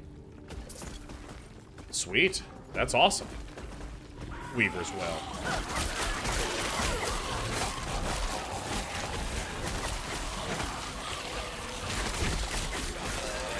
I'm just wondering, why do Blizzard games in general feel so smooth to play compared to other studios? S2, Overwatch, WoW, D4, all feel so responsive. Yeah. I mean, they make sure their game is always playable.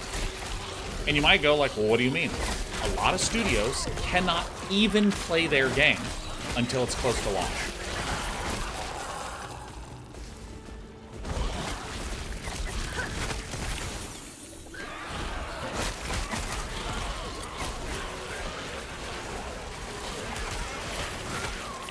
And so when you have something that is always playable, like really early on, and then you just make sure everyone's playing it, and you're doing tiny little improvements to make sure it feels good, there you go, it just feels great.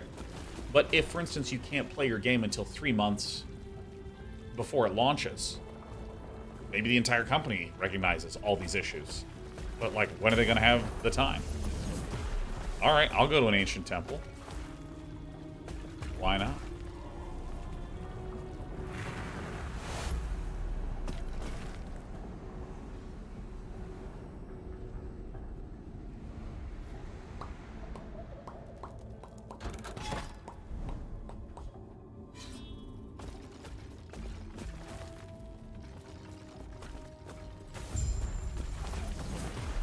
Wait, what?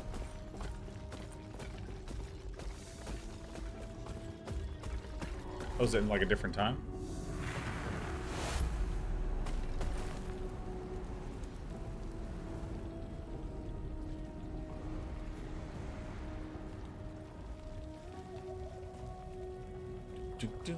And I'm back. All right.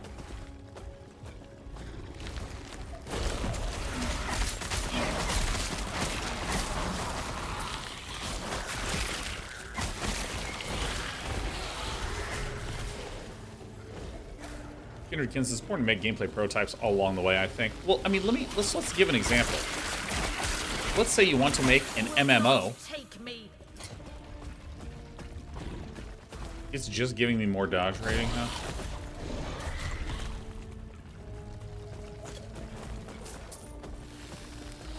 Like, it might be 18 months before you can play your first thing. This is where I think that it becomes quite tricky. Because the intention is one thing, and then the practicality is another.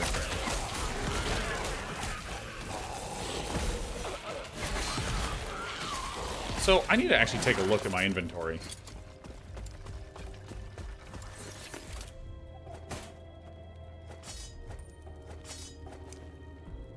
So this is fine, this is great, this is okay. I could do with a better mask.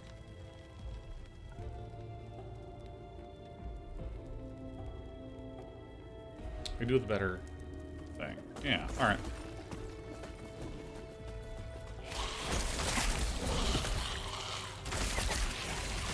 But I mean this is maybe an outlandish claim, but you know, when I have a low confidence outlandish claim, I'm happy to just say it aloud on stream and chat about it and disagree with myself later.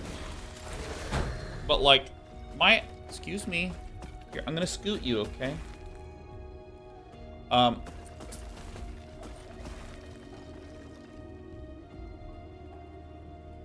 Yo, these are getting insanely good.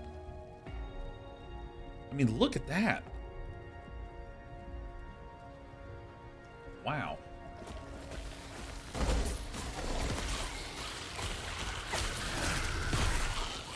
You need to just start looking for more stuff. Okay, as a question. So I'm going to hold on. I'm going to do my outlandish claim in a moment.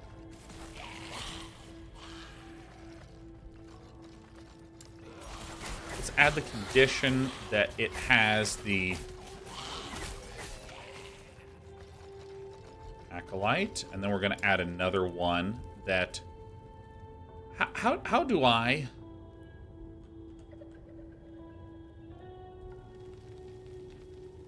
Increased... Yeah, this is...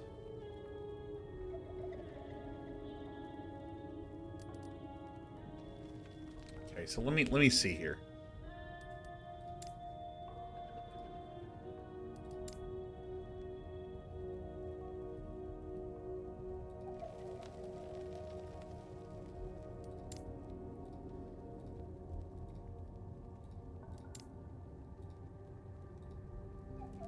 Let me actually remove this. Affixes that are Acolyte specific.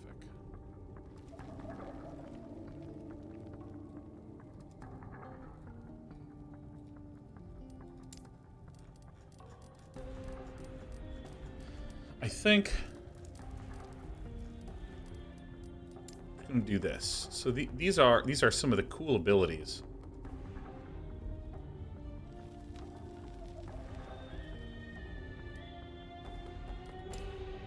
Okay.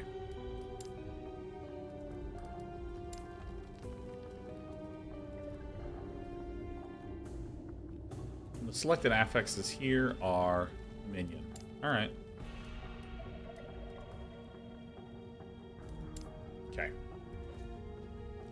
Okay, so here's my sort of hot take.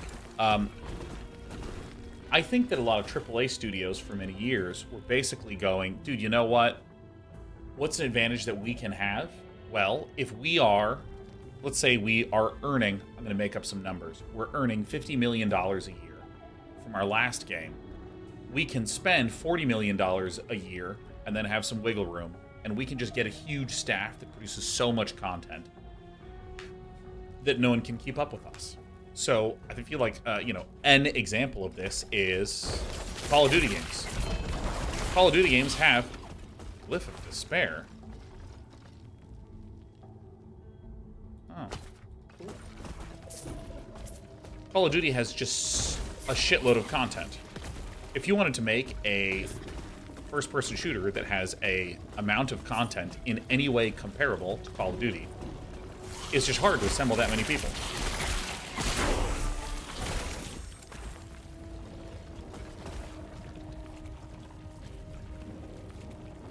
Keep doing Necromancer. I'm working towards this.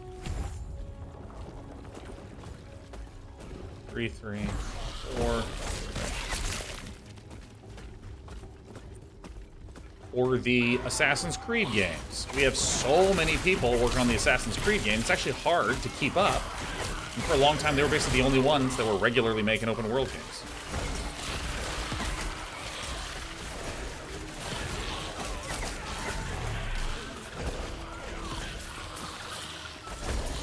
And so I think that we've actually hit kind of a breaking point where a lot of, again, I know this is something I fully agree with, but a lot of like traditional AAA development just does not have, it's gotten too large and too unwieldy, because I think that like there's just not enough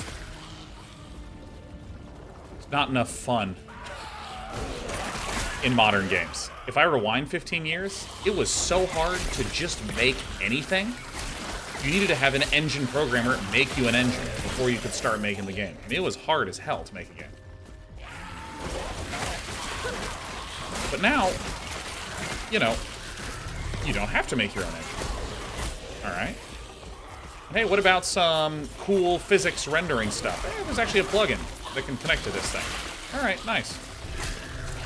I am so going the long way around. That's fine, I'm having fun. Look at how many minions I have. I'm so cool.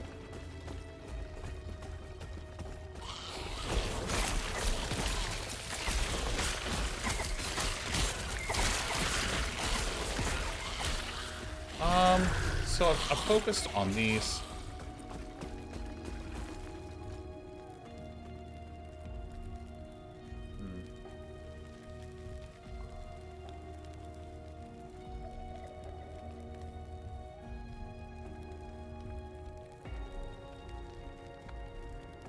Where do I want to go from here? I think I'll just do damage. Work towards rogues. Could be fun.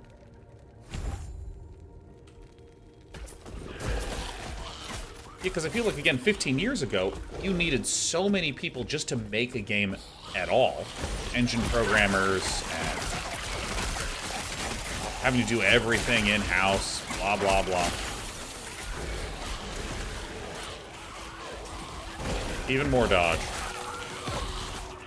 The dude, now, you actually don't need as many people for some of those critical roles. And I feel like a lot of what is increasingly critical is like, dude, is your game fun? Is your game fun? Is doing something awesome and new and fresh and fun? And I feel like when you have a ton of people all working on a game together, it's very easy for it to start to feel like it's focused on production, not focused on fun.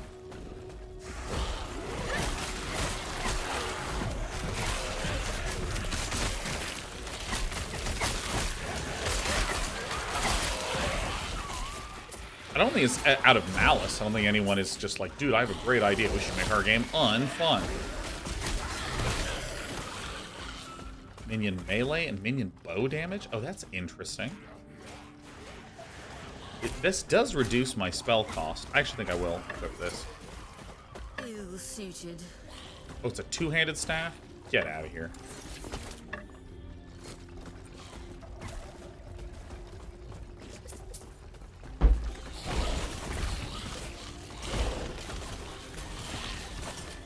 I guess I'll keep it.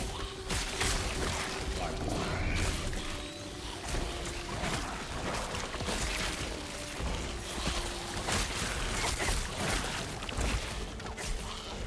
Yeah, I mean, basically, I just...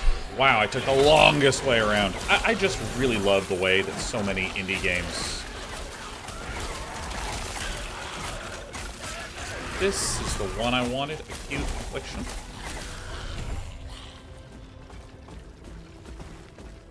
I just think because fun is king these days. Oh yeah, I remember what I was saying. But I don't think anyone's being malicious or is like trying to screw over the player at the benefit of the shareholder or anything like this. I just think when you have a lot of people and a lot of moving parts, you have to think so much about production.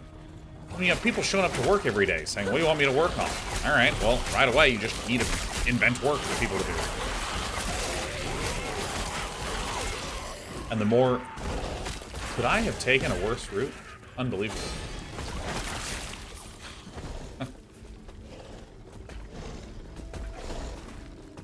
Go, go, go. Last Epoch Games, no way. Says, hey, tonight, Mike here. I'm one of the devs. You've been a big influence me in playing and making games, and seeing you play is pretty incredible. Thank you. Mostly Walking is my fave. Holy shit, you brought up Mostly Walking. You're fucking best. We're gonna VIP you. Here we go. Hell yeah. Dude, thanks for making a fun-ass game. That's so tight. Good shit, Mike. Devin chat, Pog. And dude, congrats on the success. I just want to see something. Steam charts. Last Epoch currently has 124,000 concurrents. It's Counter-Strike, Helldivers 2, Dota 2, Last Epoch, Palworld. Apex Legends, Baldur's Gate 3. Man, that's a pretty fucking killer stack, huh?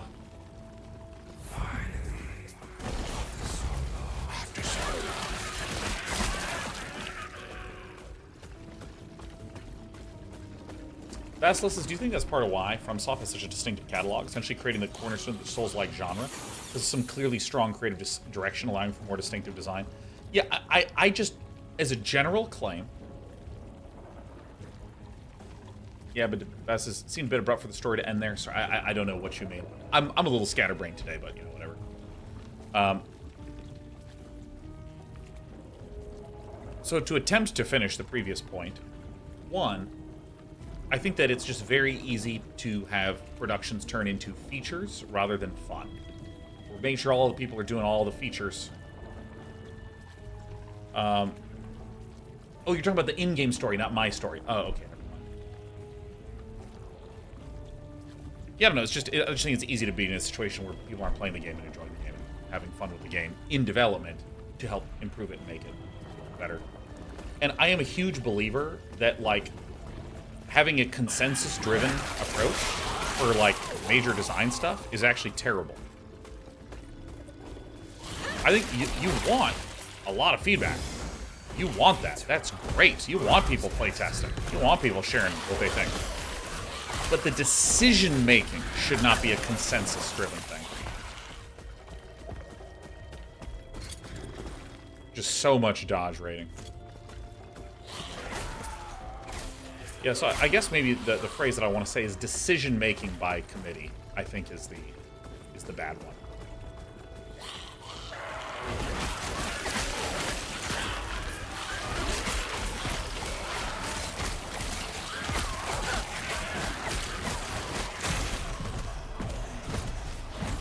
They haven't ascended yet? I don't think I know what that means. So let me...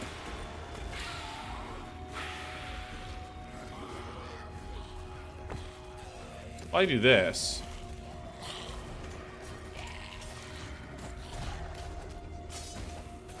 and I do this... shatter it... Nice.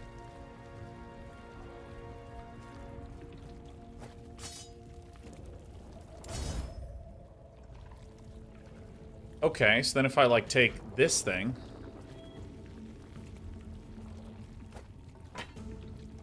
and I want to do this...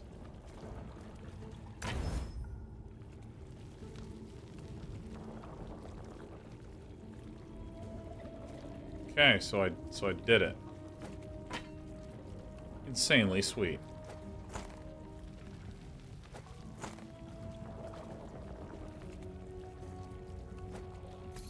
More increased minion damage.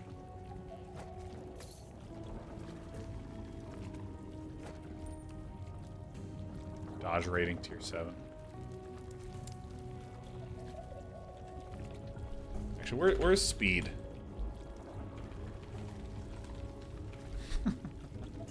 I want to go fast. Hey, hey, hey, get out of here. No, no, sweetie, no, no. F.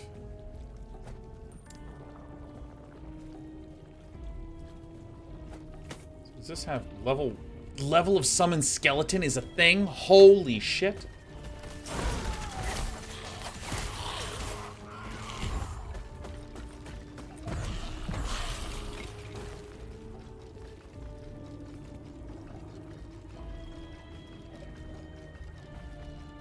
Okay.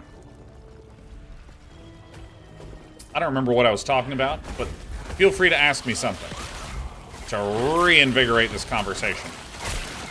Have enough dudes. Yeah.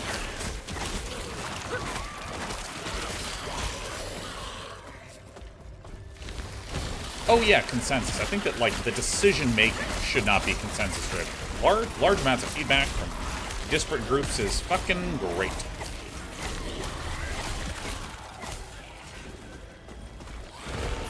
I think that is terrific.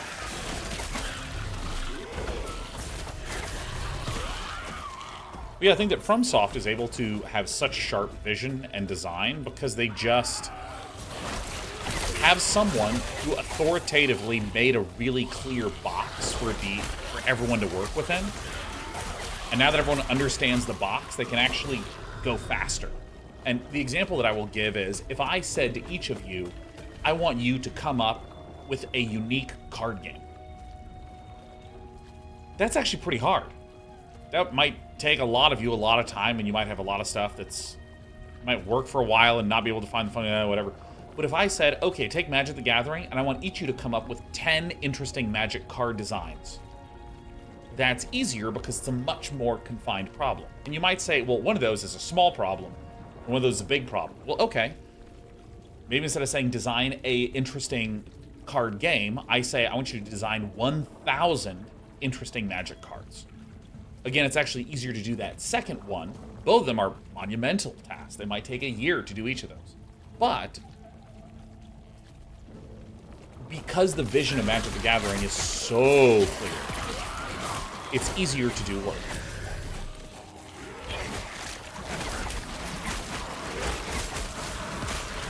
What is that?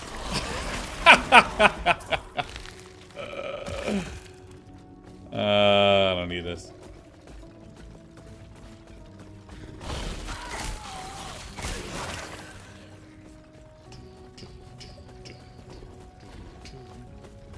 Is Dev still here? Keck W.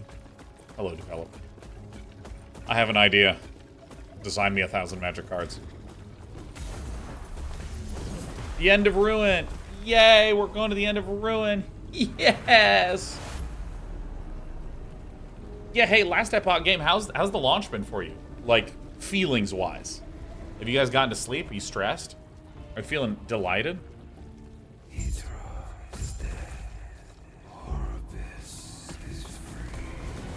Oh, excuse me, kitten. So I'm trying to move my cat.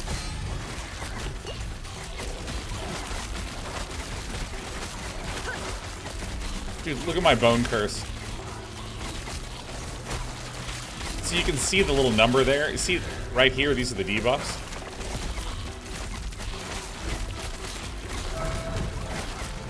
But it goes away after 4 hits.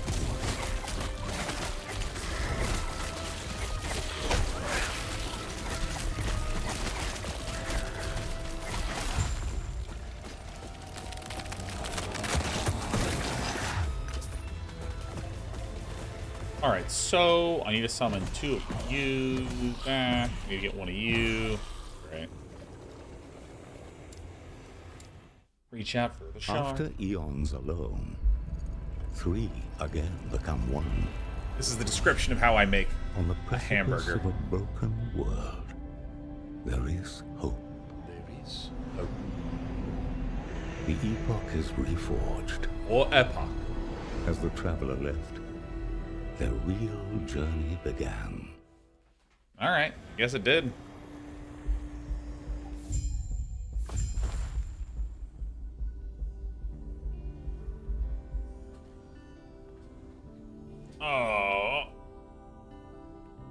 Oh, yeah. Oh, yep. Done with Gasper. How did... Don't dwell too much on it. Stay Oh, safe. there's the sweet dragon. Howdy, howdy, howdy. Oh, wait, I gotta go all the way up. Place is very pretty.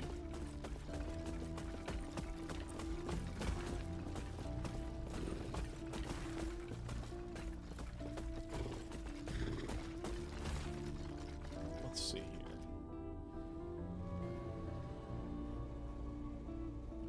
Last Epoch is somehow overwhelming, exhilarating, stressful, and relieving all at the same time. I don't think I've really had a chance to process it yet. I can imagine as much.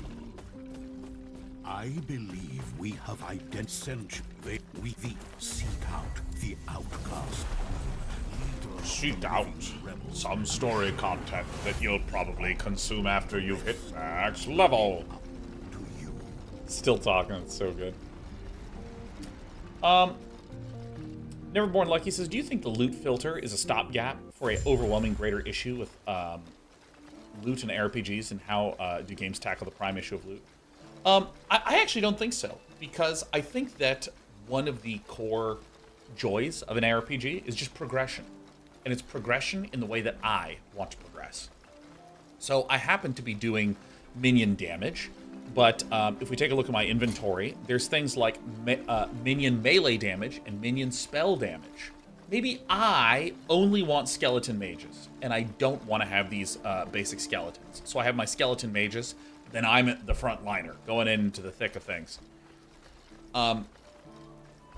Or maybe I'm someone that only cares about minion melee damage. Or maybe I just care about minion generic damage because I have lots of different types of minions. There's actually a lot of ways that someone doing my same loose build could be building very differently. So, by throwing a lot of loot on the ground, it gives the player the chance to make choices that are expressive. Oh man, there's all this stuff being dropped for like poison and necrotic damage and minion health and all this sort of things. But you know what? I'm going to focus more hardcore in this run on minion spell damage, and that's it. And so I think that there's a lot of really awesome, healthy design that amounts to, here are a ridiculous amount of choices. You pick a small set of those. And then that makes it feel very personal. Because in something like Elden Ring, I have the Billy Goat armor, the Stone Fingerprint Shield, and I have the Keen Cross Naginata. I also have a set of simple faith spells alongside a super stamina strength-driven dude. That's awesome. Those feel like my choices. I don't know if anyone else, maybe 80% of players do that same thing, but dude, that was my choice. It was my selection. And I bring up Elden Ring and Dark Souls because I think it's even more extreme. You wind up really only using 1 to 3 weapons for the entire run. You're not switching out very much, but you're being presented with a lot of options, and declining to switch does feel like a choice.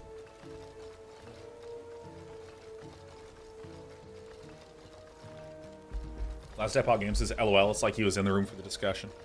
Well, see, look at this. I'm an armchair game dev right now. I'm just like, I would imagine that this could be the case, and then look at that. I didn't have to fucking code anything, and I have to be responsible for any decisions at all. Oh, I love just claiming things and having no responsibility at all. Oh, it feels so good. It also makes me feel based.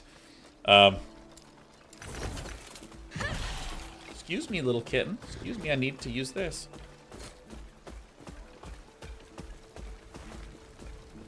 And so, I haven't seen RPGs do this, but I have seen many games try to reduce the number of options to get rid of the cruft. But what it feels like is you're playing and, okay, it's dropped a Necromancer sword. Is the number better or worse than my number? It's worse. I don't pick it up. Because the devs were trying to make sure that I only got Necromancer-focused items. You know, that sort of thing.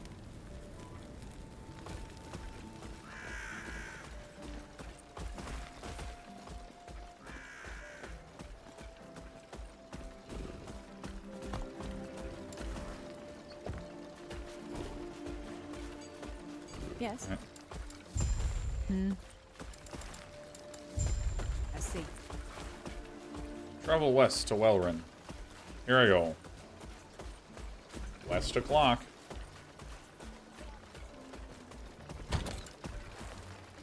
Cold ward retention.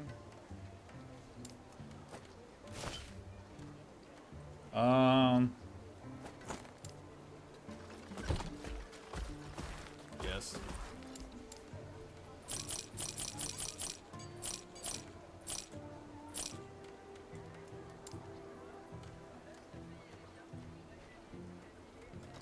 Where's the gamble, dude? Look at my whole ass army. It feels so good.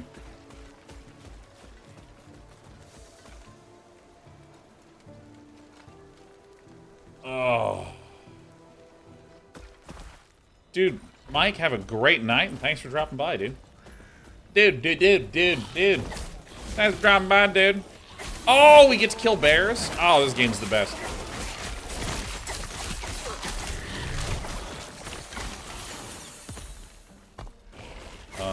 What leveled up? Oh, Weaver added an affix to font to be erased. Minion dodge rating? Dude, yes! How do you feel about their idle system in Last Epoch? I think it's great.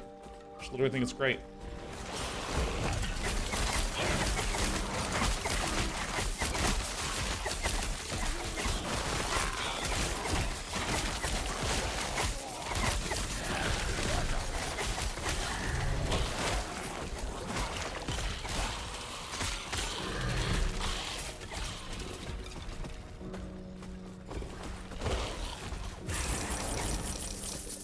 That is a lot of gold. Playing hardcore? No. It's soft. Just like me.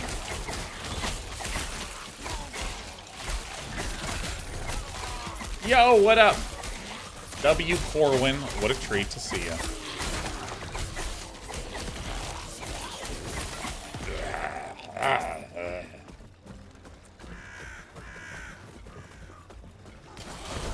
Damon Puffin says, hey everyone, a bit burnt out from Marvel Snap. I was wondering if anyone has a good auto-battler card game.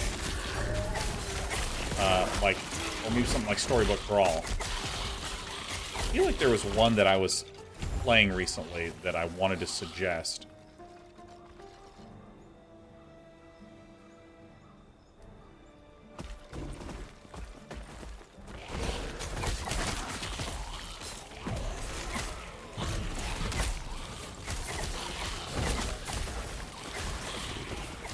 Yeah, because Storybook Brawl was purchased by FTX, the exchange that went fantastically busto.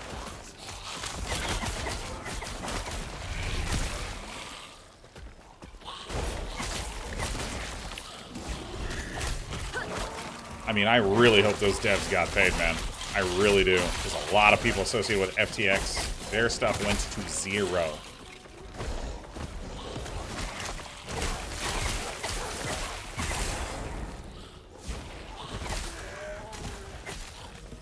Think. I liked Mechabellum a good bit before it got a little samey for me. Obviously, I like Magic the Gathering. And I'm always a fan of Magic.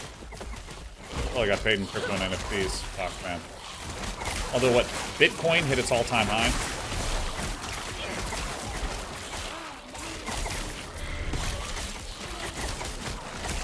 See the comment the Last Epoch made about needing to go?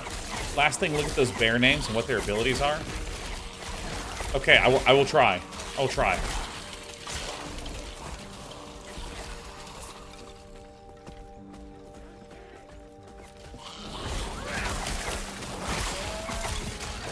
Ronikel says, it's so strange how one can both like repetition and find things getting samey.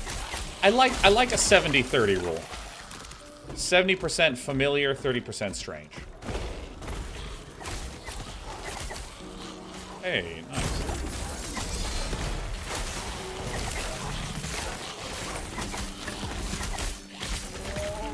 Man, I don't even have time to read this stuff.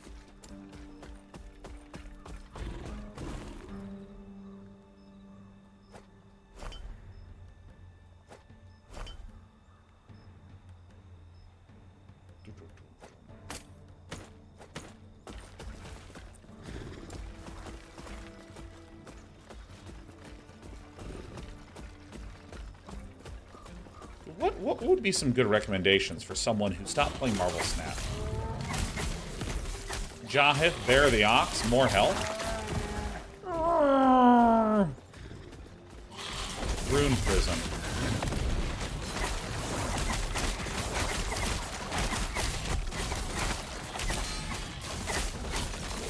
God, I need more mana regeneration.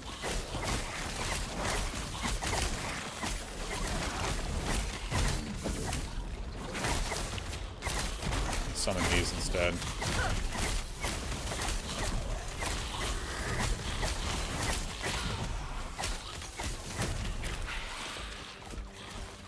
Experimental Outcast Boots of the Fox.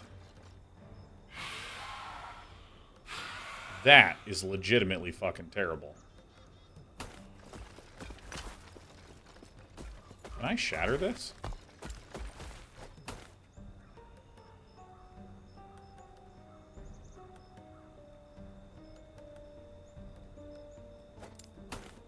Alright. But it's purple. Yeah, no, I'm an equal opportunity disrespecter when it comes to items here, man.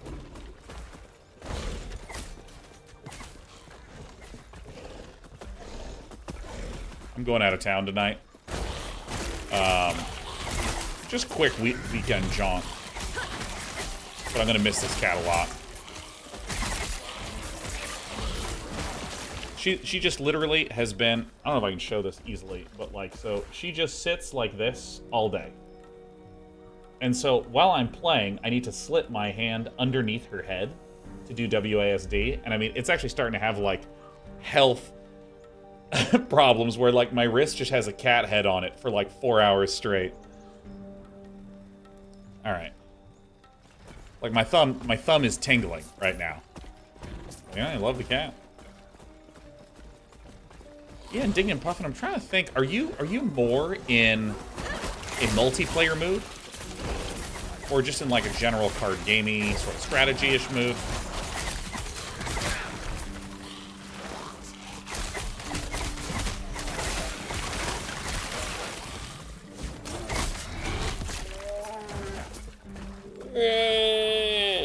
Oh yeah, you might like Balatro.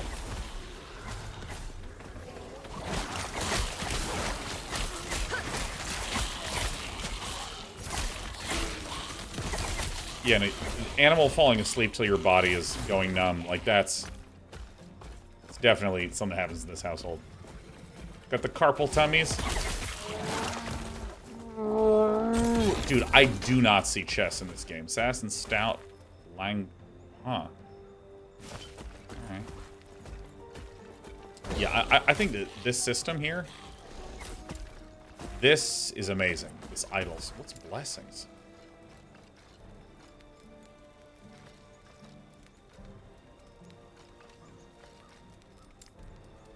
Sick.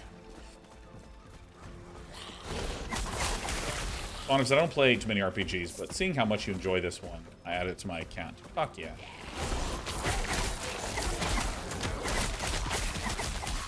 Doom Puppet says, I like the pseudo-drafting elements from Struggle Brawl, and I just love card games where you get random cards to build from. I don't have the money for Magic. Well, if you like single-player games, you might like Slay the Spire. That's an ever-popular one. There's also another one called Monster Train that I think is pretty high up there, that has some really clever crafting qualities. QQQ. Do I have enough minions? Dude, I am like absolutely zoning out right now. It is great. Yeah, Loop Hero felt way too easy to solve. It was satisfying, but it was just a little simple.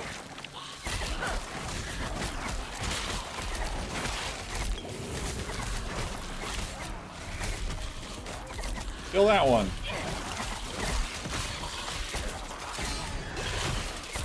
Oh, who is hitting me so much?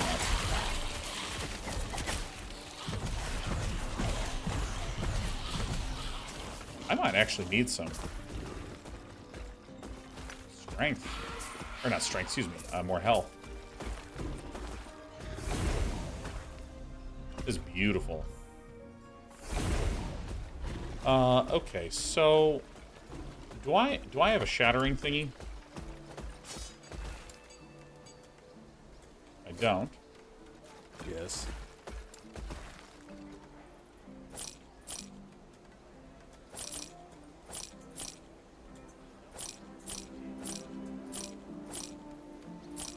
I don't understand what's happening. Oh, I'm selling them. Alright, cool. Be well. Oh, that's good. Alright, so I can, like, take... Where to go? Yes. Oh, it's right here. I see. Be well. Shattering. You're fucking kidding me.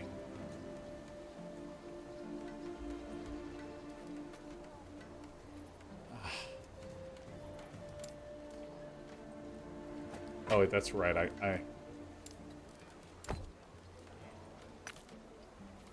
Level 34. Okay.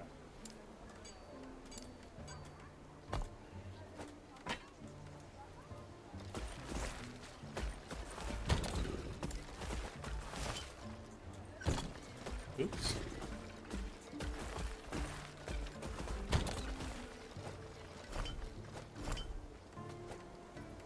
All right. Yes. Where are you, dude? You're covered in my creatures. Wait, oh shit. Give me that back. Be well. Okay. Ay. Honestly, by the way, I'm replaying Ultima 7 using Exalt, and it is still one of my top 5 RPGs of all time. Dude, that game is so good, but the typeface that they use is... It's horrible. It's so bad, the typeface that they use. It's, like, unreadable. I don't know if you had the same experience, but I remember trying to replay it on Exalt, and it was just, like, so hard to read. Like, my eyes hurt.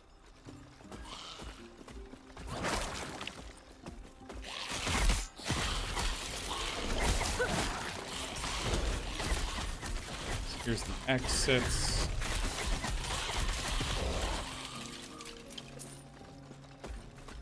What do you think of the LE font? I mean, it's... What do I think of the font? It is like the Diablo typeface had a baby with Helvetica, okay? It's like a little flavorful, but like, please, you can read this, right? Please tell me you can read this.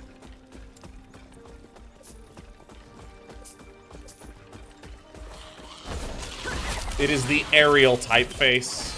Holy shit, I am nearly dying a lot.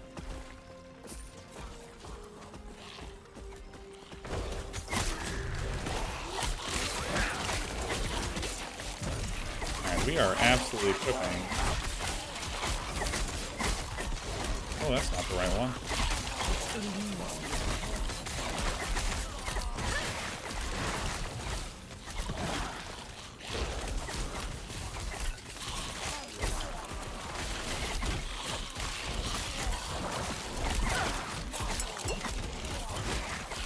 Alright.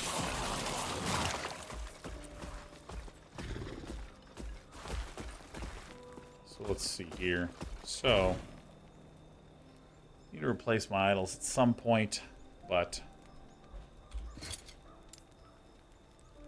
minion health regen. Oh.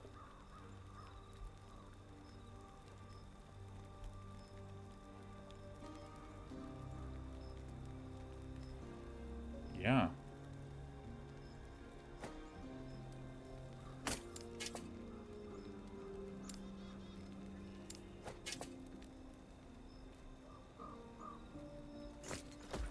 Okay.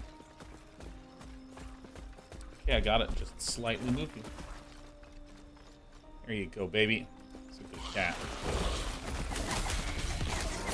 Do I have all my dudes? I do.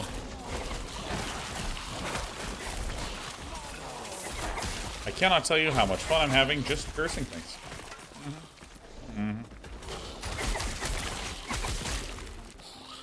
But yeah, no, I'm really enjoying myself. Like, a lot.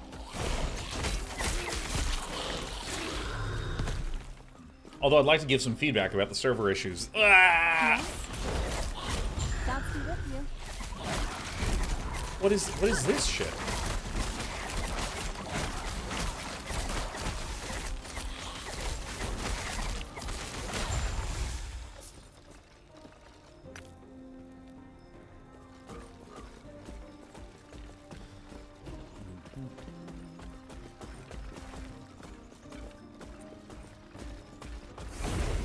go to the Forge and the Outcast camp. Oh yeah, gotta go to the Forge and the Outcast camp.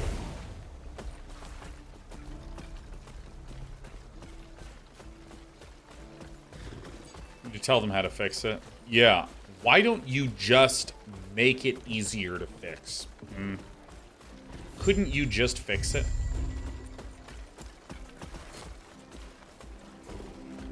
What do you want?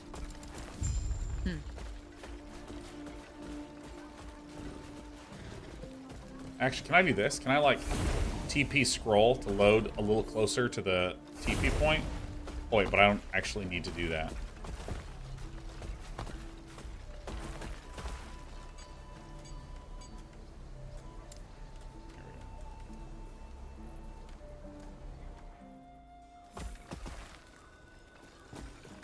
Nice. Alright, well... what else fun can we talk about? It's so easy. So easy to talk and play these games, man. Like, such a good Netflix game.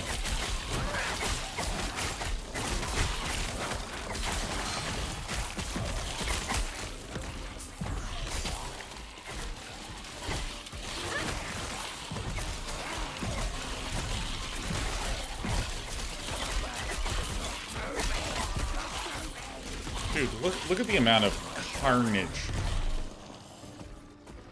No one hyped for Dune 2? Oh, yeah, that's another good one. We're a Netflix Airbender. I will say, Avatar, The Last Airbender, the original animated one on Netflix, has so clearly up-resed that animation, and it looks so good.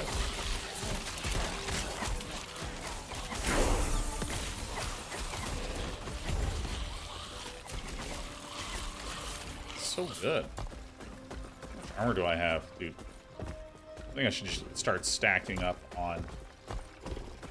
Ooh.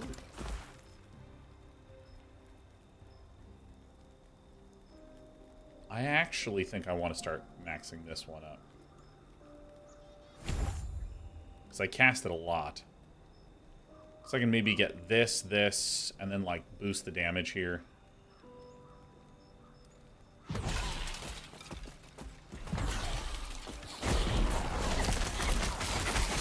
Because, like, you can see this little red sigil that appears right under the health. My Bone Curse only lasts for 4 hits. And you'll note that I have more than 4 sets of incoming damage.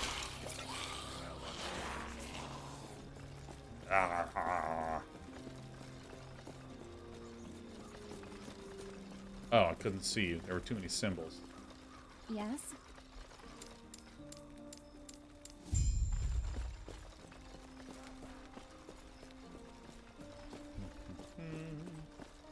God, Avatar: The Last Airbender is so good. I was literally watching it last night. Honest says, just saw the first chapter of the new Shogun adaptation, and I really liked it. I love both the book and the old miniseries. Wait, is this Shogun by James Clavell? Is that the author?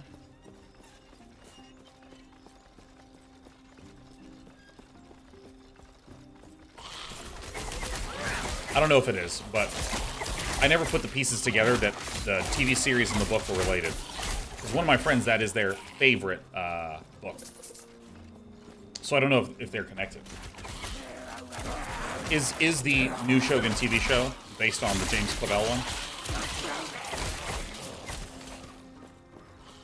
It is? No way. No fucking way.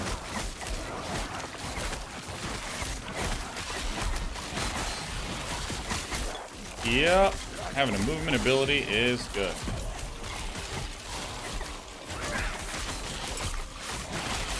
Getting in the thick of things. Dude, these guys are tough.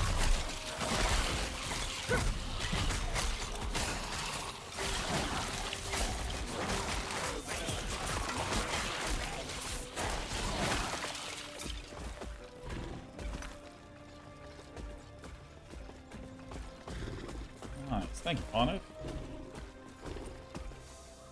Of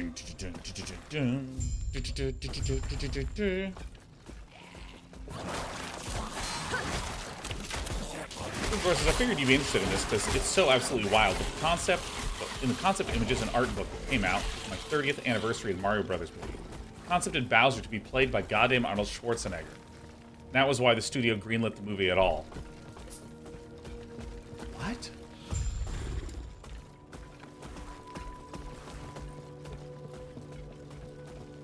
That's wild. That's so funny. We're gonna have some more chill time. More chill time. We're just gonna be wandering around with all of our friends. Our little horde. It was so cute and so sweet.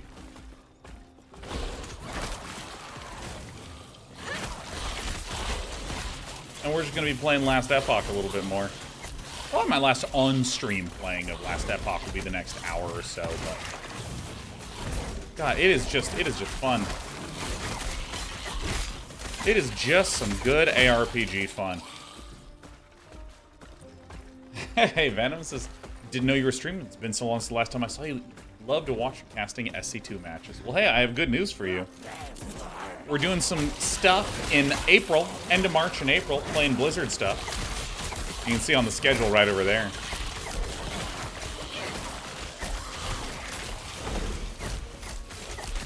Including some Brood War, some StarCraft 2.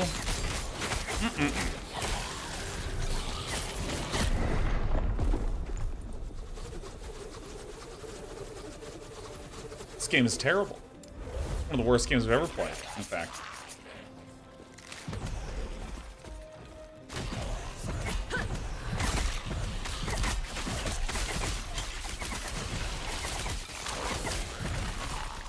I didn't see anyone on the screen, so I walked away.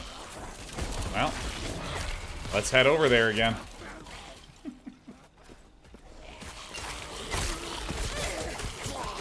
Alright, I should probably keep stepping out of these circles, huh? Minion health regen.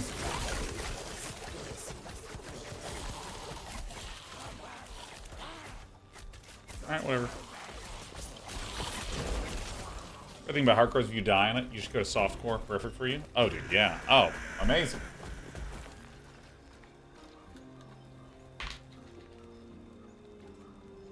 Oh, yeah, get more water.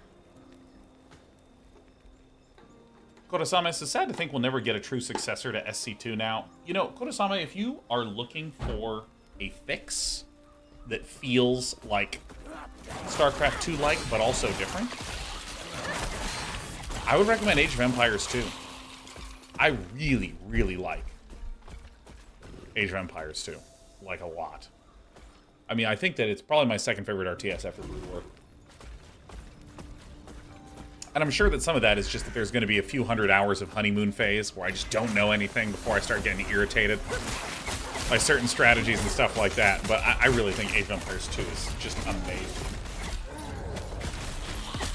By the way, Despy loves peppermint. She's been rubbing her face against all the peppermint stuff. AOE2 does look great. I'm a sucker for the Warhammer 40k aesthetics, though. Ah, yeah.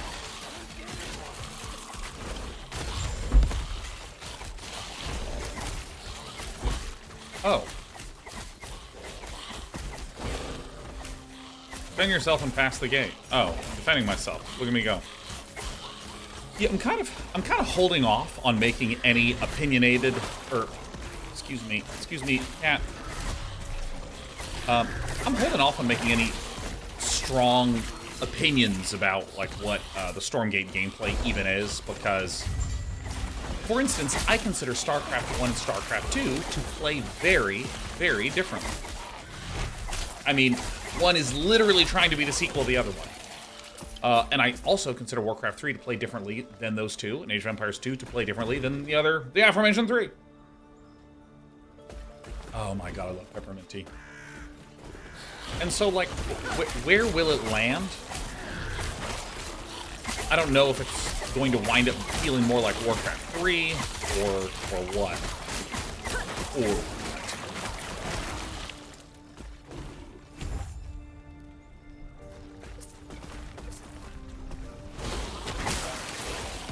But I think if I had to make some comparisons, I feel like Age of Empires 2 and Brood War have a lot of similar feelings.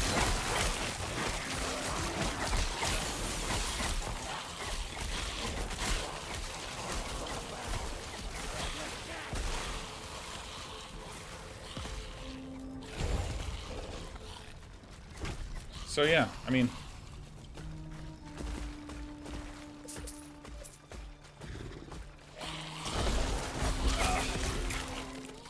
Dude, I love my little army of Frosty Boys. I love it. I definitely want to get the improved cast speed on this thing.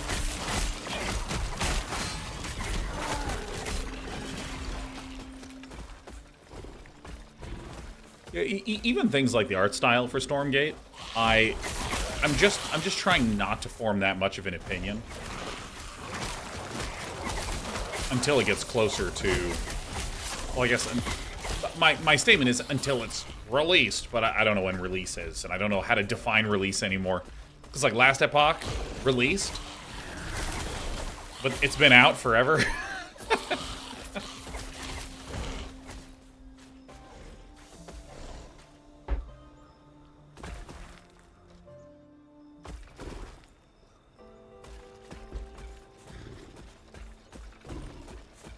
Imperial 100,005 AG. What up, Dat Patty? Dude, it's so hard to find out the health of the bears. They keep dying in a state of despair.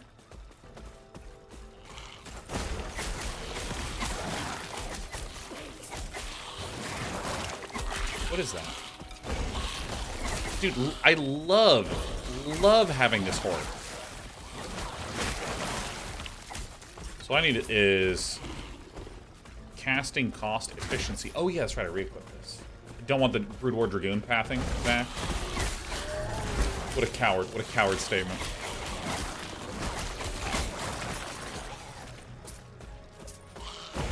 You know, weirdly, Korosame, I kind of feel... Yeah, do you want to come back up? Yeah, you have a snack? I heard you crunching over there. Come on up. Come on.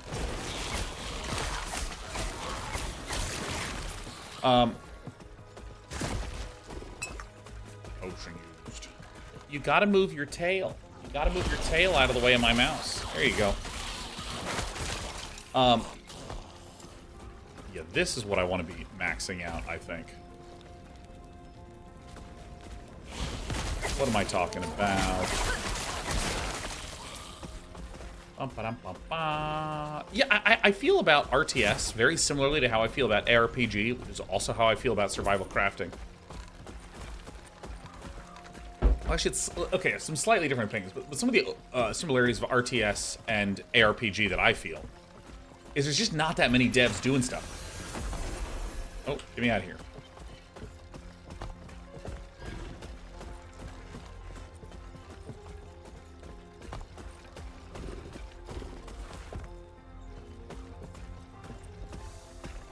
There's just not that much stuff. Chief 5, man! Fuck, it's so good to see you. How are you, man?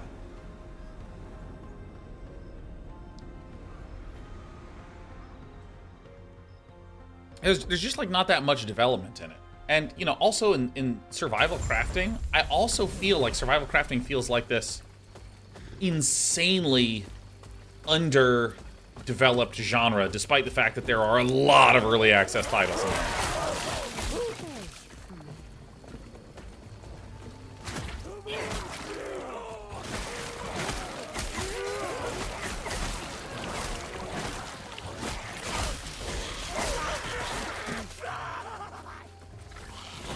So I'm just exploring this for now.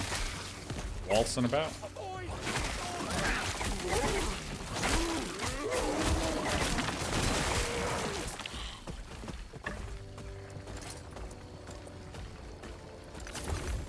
Yeah, I've just like stopped picking things up.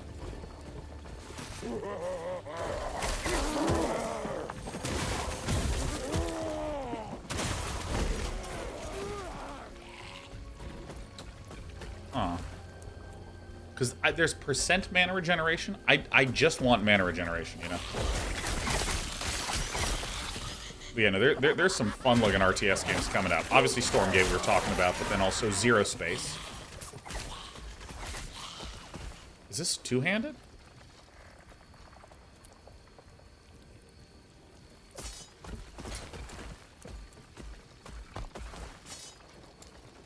Shattering. Shatter. Yeah, hell yeah. There's no flat mana regen mods. Gross. Absolutely disgusting.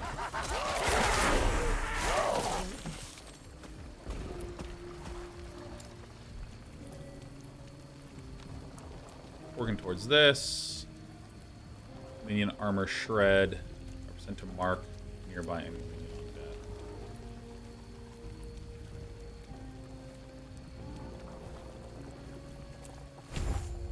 I'm just gonna max out Risen Army until I can get my thing here, and then I have this other thing here.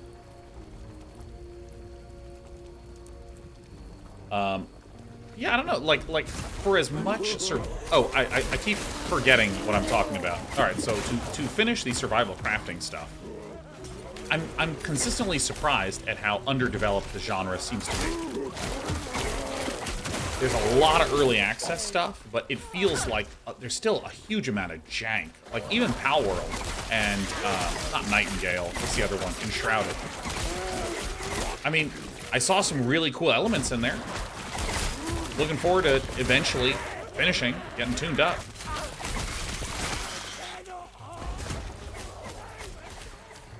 Pal World especially jank. Yeah, dude. It eludes me.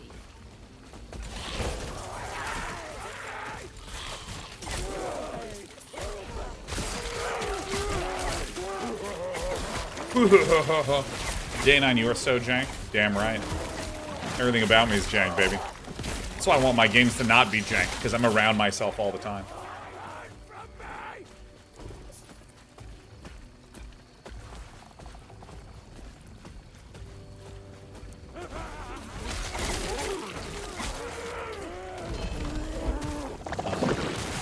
Two-handed axe? What's this do?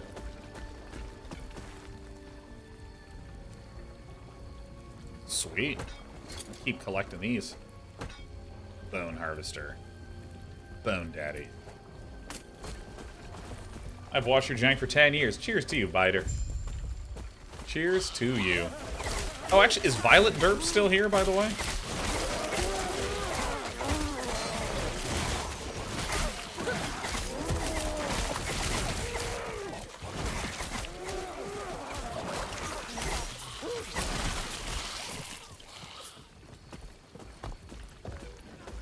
I did it. Violet Derp dropped 1,000 bits earlier, and Violet Derp, I'm so sorry. I literally just missed.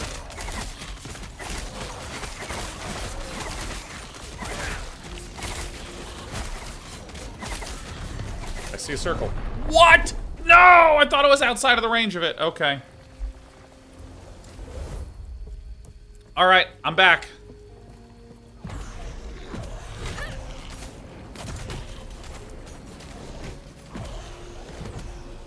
I literally thought I was out of range. I'm so newbie. I'm so ashamed.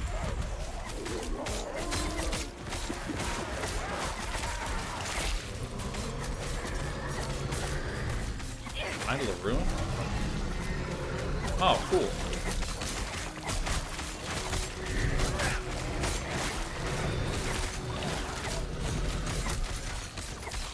But yeah, no, there's a lot of fun-looking RTSs coming up. There's obviously Stormgate. There's Zero Space, which we talked a little bit about, which kind of came out of nowhere. There's also Dorf, Tempest Rising, and Homeworld. 2 idle slots? Dude.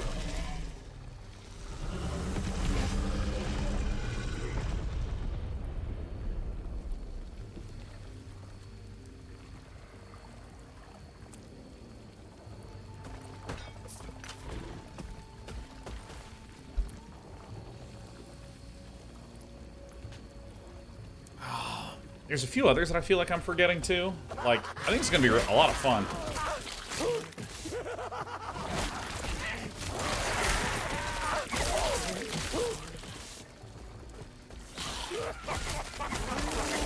Oh, all right. I zoned out. What do I need to do? Travel to the ruined era to investigate the Great College. So I did it.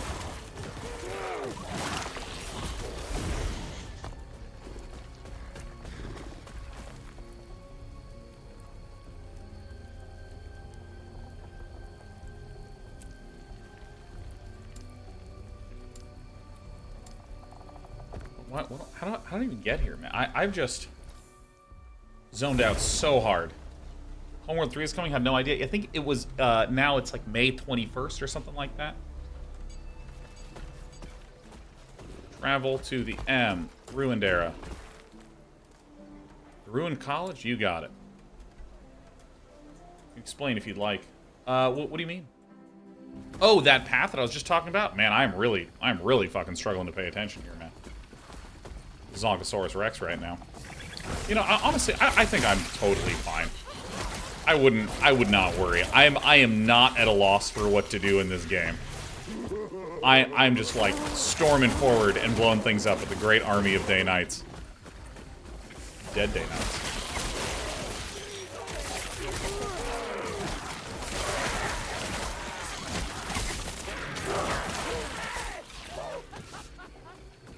Yeah, and dude, the left one's you're right. The ARPG hypnosis where I'm just like drooling and like walking and hitting buttons.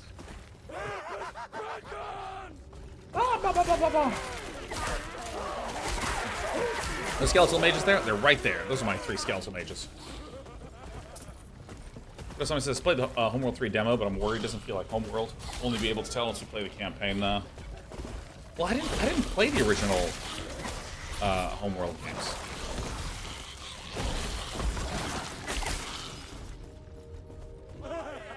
I don't know why, but I just love this Bone Curse spell. I think it is awesome. It's like my favorite thing.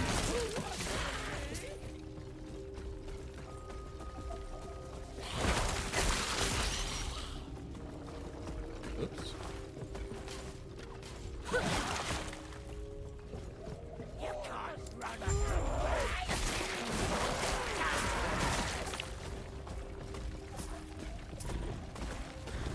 Hello.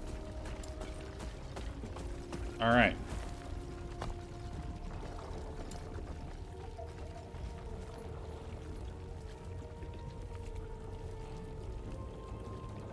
I'm going to side quest.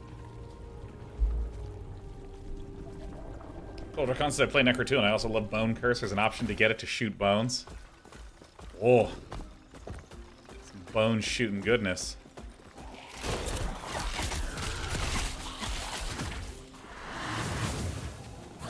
If I die again, I'm going to be so embarrassed.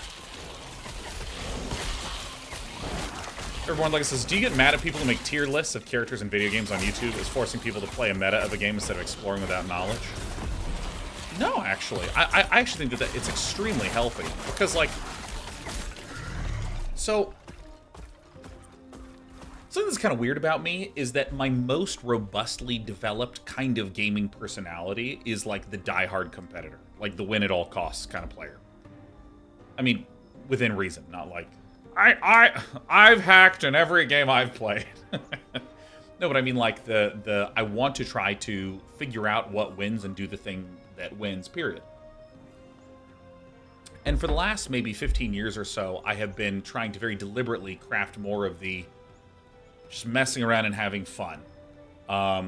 Doing interesting, weird, unusual builds, you know. Things like that, like brewing in Magic or Hearthstone, things like that. But I mean, in my eyes, I think that if you are a developer, you must accept that there will be a group of people that will focus so hard on figuring out what breaks your game, how to become overpowered, what the best stuff is. And there will be people who say, you know, I really just kind of want to enjoy the experience of playing. I just want to look at what's powerful, because that sounds fun. They're not exactly coming at it from like a diehard competitive standpoint. They're just like, hey, if I'm going to play an ARPG, I want to do a build that I know is pretty good. Because I just don't want to overcommit to it. Or because I don't have that much time to commit to it. And so I think that it's like a really healthy thing that YouTubers do this sort of thing, because it's a great entry point for a huge amount of people.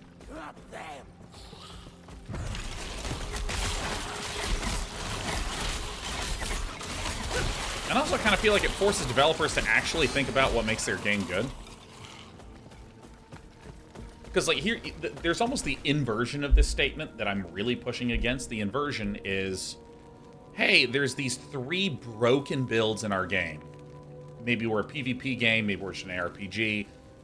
But there's these 3 broken builds, and there's hundreds of other cool builds too. So we just think and hope that people don't mostly do that broken stuff.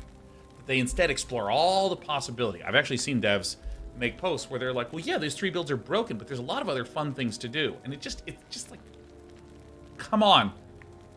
It's like a restaurant where there are 3 good dishes, but then there's a whole bunch of different variety. And people are like, well, these are the 3 good ones. They're like, no, but like, you can't tell us we don't have tacos. It's like, well, they're terrible. So like, you basically effectively do not.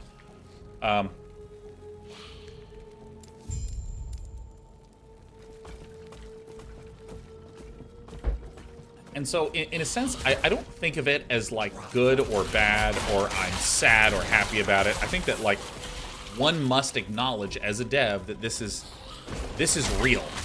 This is the world.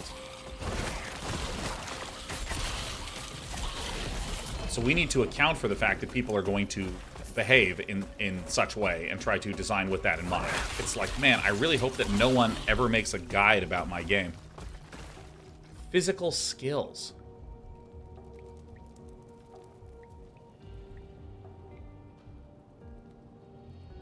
Those have increased movement speed.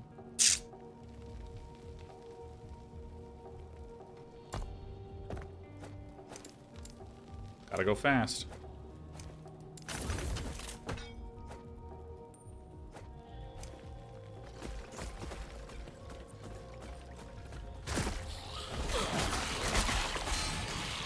Because, you know, I'll point to something like Elden Ring. Elden Ring and Dark Souls has had the shit wikied out of it. And if you try to use a wiki when you play, there is a shitload of gameplay that's still there. It does not trivialize the game.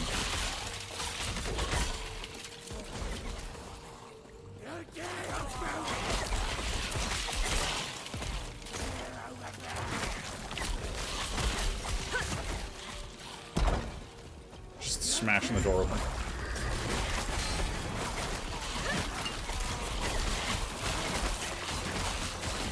Got some bone spikes popping out. Howdy. Turn to the outcast. Alright.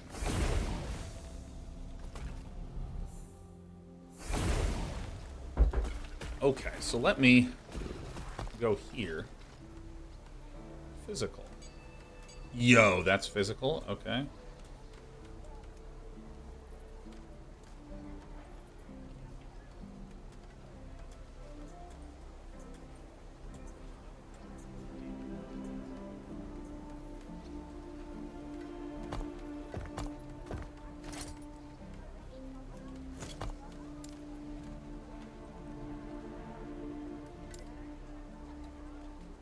So why is this not getting... I wonder why it's not getting more. Because I have +1. Why? I wonder why it wouldn't let me do that.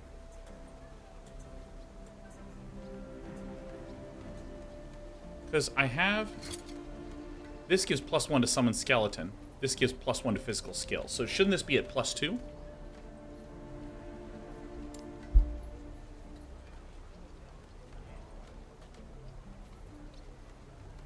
Should convert it away? I don't know. It should say +2, right? Should be this +2. Has a minion physical tag, not a basic physical. So this says scaling tag physical. This says scaling tag minion intelligence, and then minion tag physical cold melee bow attack area. Got it. Thanks, McMuffins. That's terrific.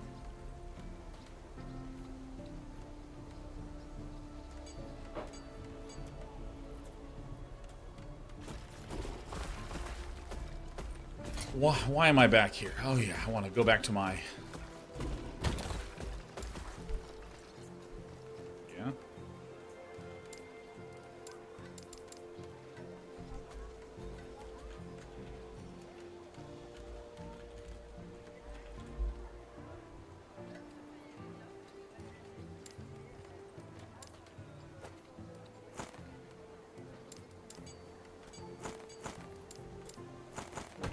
Anyone know how to move these among stashes?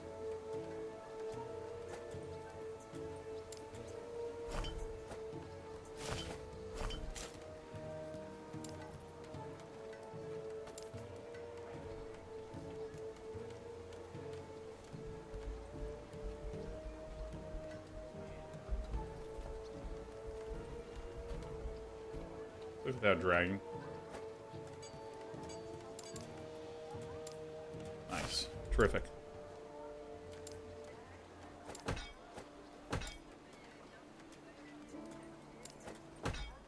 All right.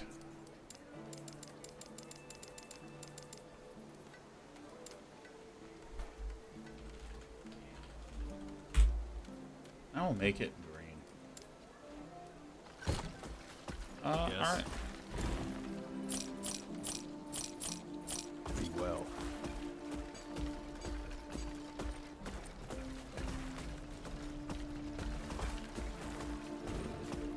Great. Last Epoch game says the stash deficiencies can be squarely blamed on me. Good. At least we have a scapegoat. God. What do you want? So I'm still working towards this.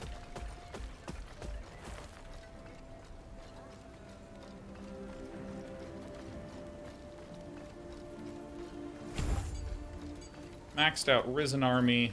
Maxed out Blood Aura. Probably Bone Aura is another thing that I really want as well.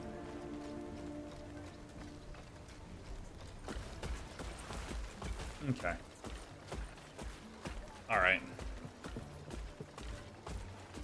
Alright, find the outcast hideout in the Risen Lake. Down the hatch.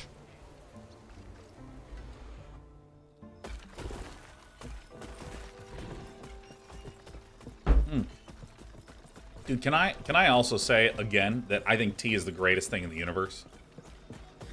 As someone trying to lose weight, it's so good. Kudos Nights is low when the devs joined the stream. League of Geeks devs were hilarious, dude. They're so good. What tea? I'm having peppermint tea. Oh, I should say I just finished it.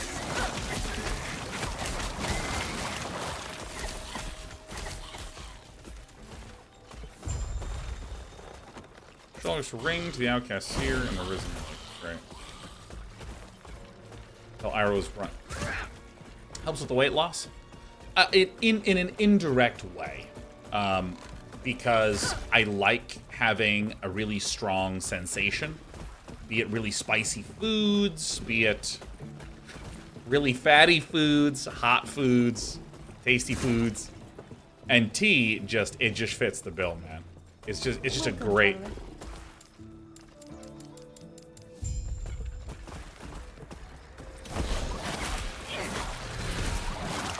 Holy shit.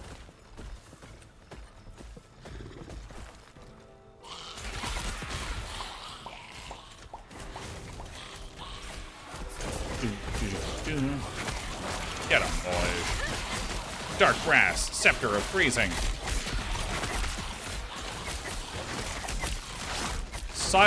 Serenus, the Accuser.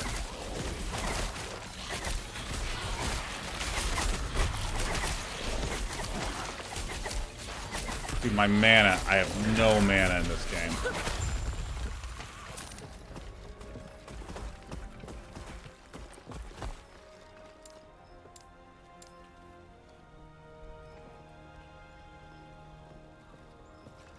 Welcome, traveler. Alright, oops.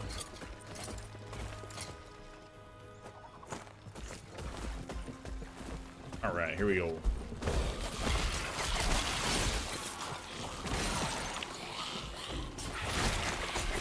I feel like there's somewhat of an anti-synergy here, because this falls off. It's more damage, but it falls off after 4 hits. And as you see, I have a horde. Whereas this one says, enemies afflicted with Bone Curse have a chance to explode on death, dealing damage to nearby enemies, but Bone Curse costs more mana. I think I actually want to remove this.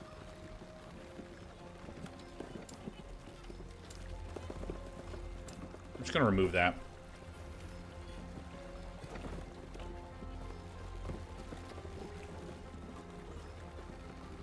then focus on the slowing side of things, I think.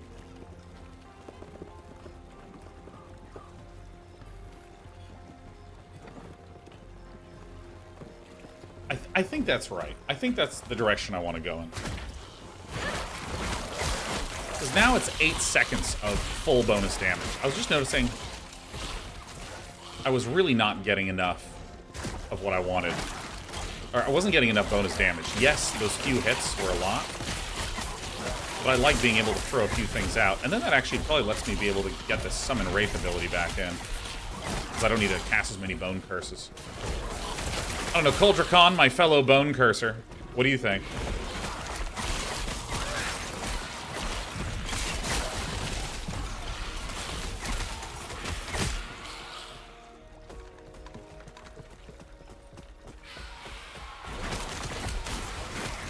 What? What is that thing?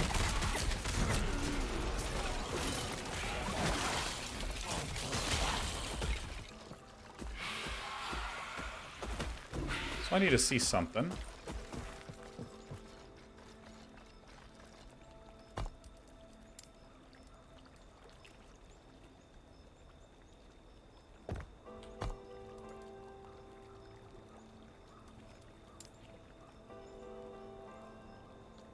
So, I mean, I know basically anything class-specific.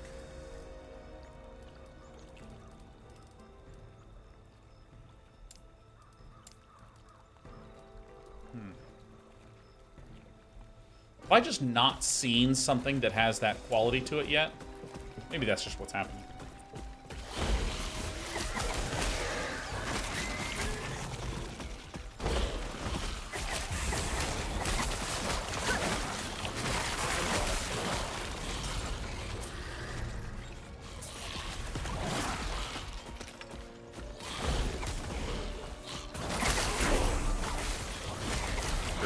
Baby.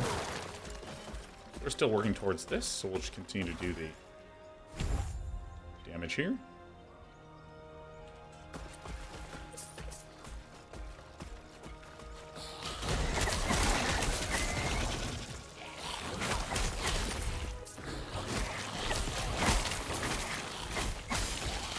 I wish my minions could pick up my gold.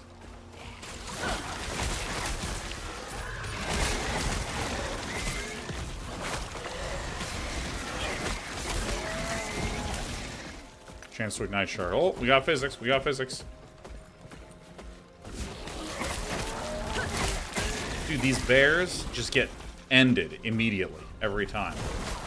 Spiteful Marsh Beetle, Queen of Focus.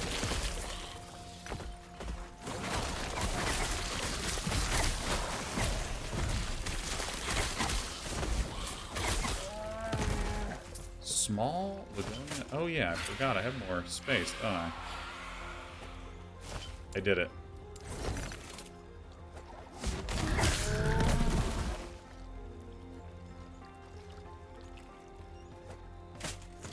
Alright, that's Last Epoch compared to say Path of Exile. Got very few reference points. If you are looking for like your first ARPG that you want to go deep on, I would strongly recommend this. It's just so clear what you're doing at all points in time. And it's just really satisfying.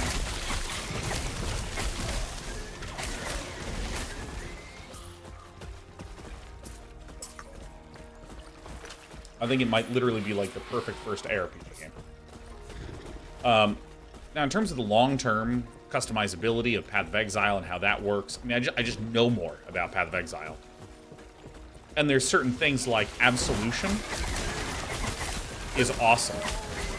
This game doesn't have Absolution, and I love casting the Absolution ability.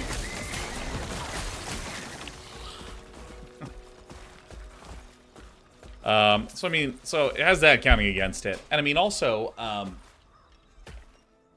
maybe some of the really interesting mix and match capability of the gems in Path of Exile, maybe this game doesn't have. I don't know if that's true, because there does seem to be some interesting synergy in these sub-trees. And these sub-trees make me very happy, and I want to do things in them.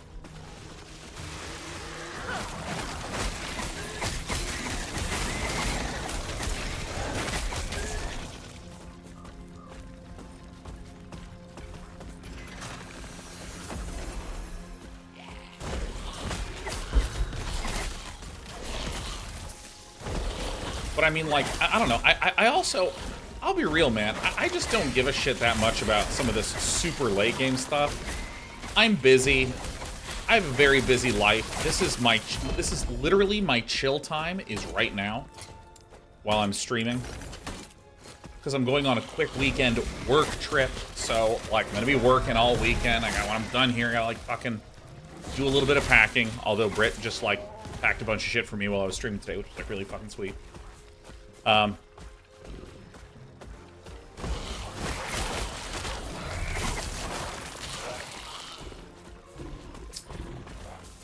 like, you know, for me, just being able to sit down and play a game and see some explosions and, like, I opened this game and I was like, dude, I want to be able to, like, make things freeze. That's what I want to do. I want to freeze shit.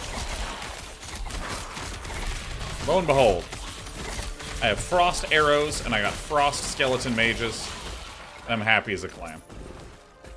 It's great. It's just fun, man. Now, you know, I might have a very different opinion if I played this for, like, I don't know, 500 hours.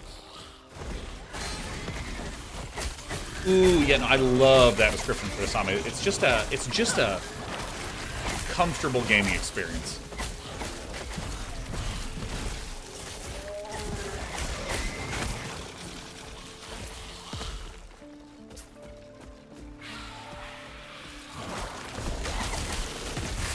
Just great.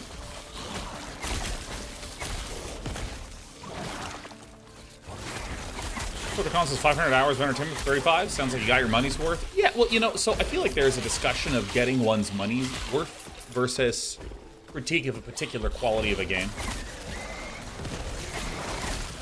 So, for instance, I played Artifact, Valve's card game.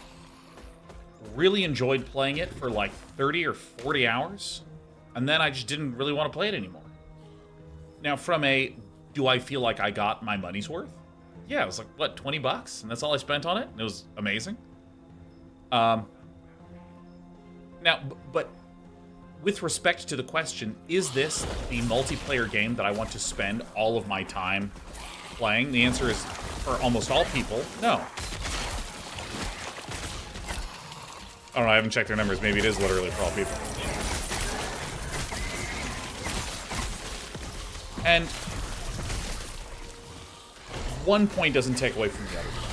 So, for instance, if I'm someone who's really looking to play an ARPG as my main thing. Oh yeah, I'm never swapping that out. This game might fail at 500 hours, which is irrespective of, is this game worth it, according to this computation. I can have as many of these as I want. Shimmering branded skull. Oh, I want to equip it. I want to equip it so bad. All right, fine.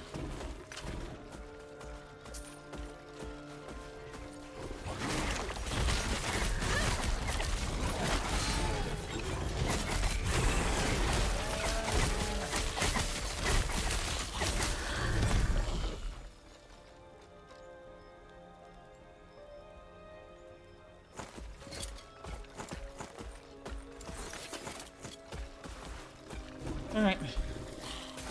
That makes sense. I do think of games in terms of hours of entertainment per dollar spent, though. I quit when I get bored and I feel like I'm done. I calculate the value after the point. Why is it showing me a red thing here? Oh, looks Lightless Harbor. Thought this was a unique item. Yeah, I'm kind of weird with my calculations around games because, like, I to a certain extent, I am a whale. If I want a game, I buy it. Like, hey, I wanted this game. I bought it. Didn't look at all. Just like, oh yeah, I heard Last Epoch is out. What's the price? I don't give a shit. I'm paying whatever it is. If this game were $100, I'd probably be a little concerned if they were charging $100 for any game these days. But if it was like full price $70, if it was $20, if it was $17.99, I'm gonna buy it. And that's true for almost any game for me these days. The thing that I spend my money on, outside of food and rent and gas and things like that. It's games. That's it.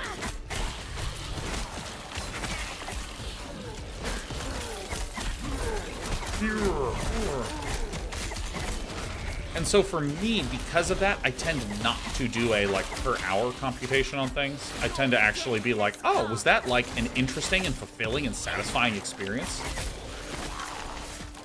And a lot of times, if I, like, for instance, when I played No Man's Sky, which people just railed on at launch, I actually had a pretty fun time. And I was like, wow, this is actually incredible to see this procedurally generated world. And I can just, like, go around and look at that. There's more monsters. There's more planets. There's more interesting things happening. Sweet. Don Moses Dana has much more disposable income than me. I think I'd probably spend something on the order of maybe $2,000 a year on games. Something like that, I want to say.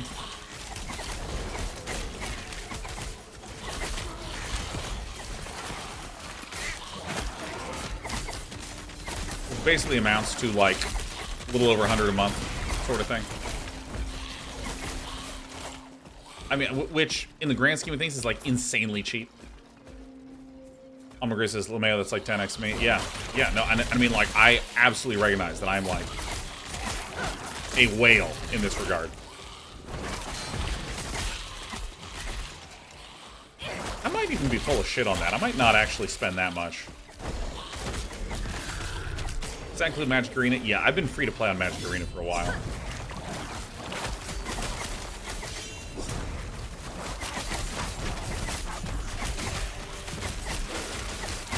Can I write that off on tax? So, for a lot of it, I do not. Because a large amount of those games I play in my personal time, too. I mean, conceivably I could, but like, this is my 15th year of streaming. And when I was first doing streaming stuff, it was... Ooh, person. When I was first doing streaming stuff, this was not really a profession.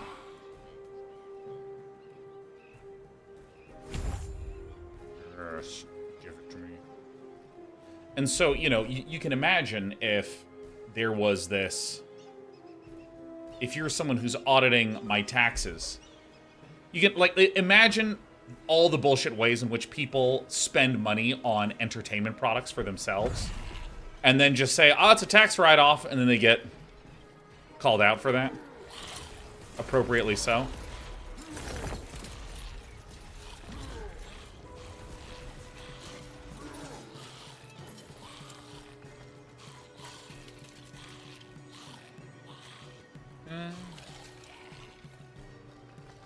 Gotta go fast.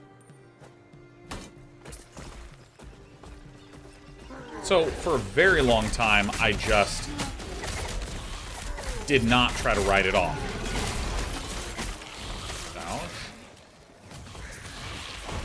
Because, you know, I was not really making a lot of money at that time. And it's just easier, because the amount of tax benefit I would get is like on the order of like hundreds of dollars. Like, in the absolute insane case. Chance to apply Frostbite, cold penetration with Frostbite, increase dodge rating.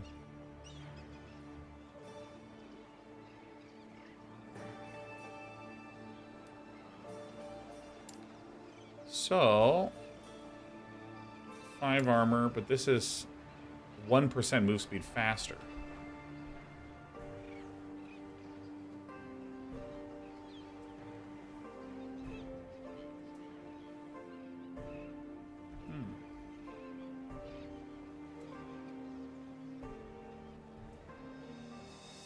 I mean, I don't really care. I'm just gonna switch it.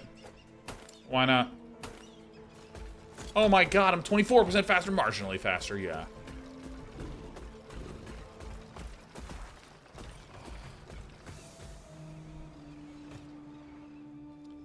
Yeah, I just, ever since then, I have not. Because again, it's just not that meaningful of a write-off difference. Compared to what I perceive as auditing risks, you know. I don't know. It's actually probably stupid of me, and I should totally do it. Why not? Mac, Daddy Deuce, do you have any plans on playing Final Fantasy VII Rebirth? I will consider playing those games when they're done. I feel like I've been saying that a lot these days.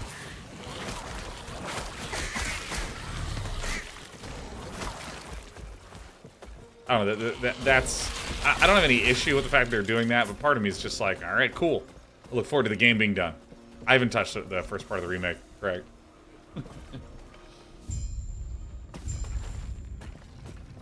Search! Martin's Dreadnought.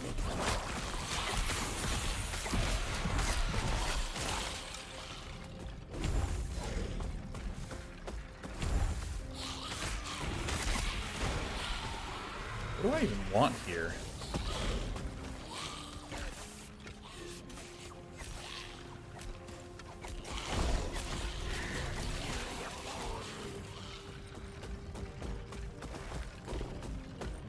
No, I want more. I want more. I want more stuff. What's this?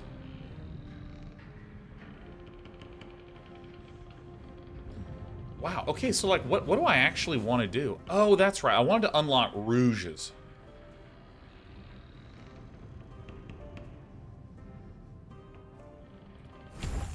Why not? Throw shurikens, use melee attacks. Next thing is definitely going to be this. How do you feel about ladder systems? I have all sorts of feelings. I mean, I will say, at a very high level, I think the most important quality of a ladder system is that it is fun to progress along. So, for instance, I think that ELO systems, or any sort of like, here's your rating, and when you win, you get points, and when you lose points, and that is it. I think these are among the worst ladder systems. I think that what's fun is the idea of like, oh, I'm playing and I then hit, you know, I'll use Hearthstone. Oh, I hit rank 5, and once I hit rank 5, I can't drop below. And then so I unlock a little achievement thingy for having done that for this ladder season. Or like, I have a friend who just hit Immortal. Summon Storm's Wraith, one hit.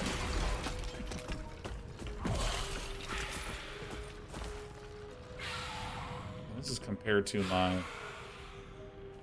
Wait a minute. I can, like, do this, can't I?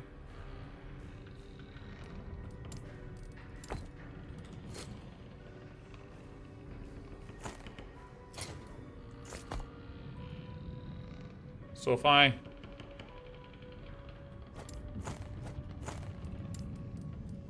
like shattered this, put this here, and I like level it up.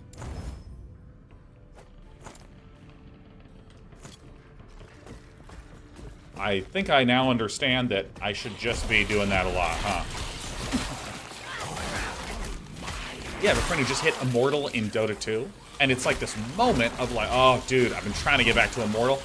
Finally got back there. Yeah. Hey, Beowulf, it's great to see you. Are you familiar with how Warcraft 3 does the ladder system? I'm actually not. I know the very, very old original version of that.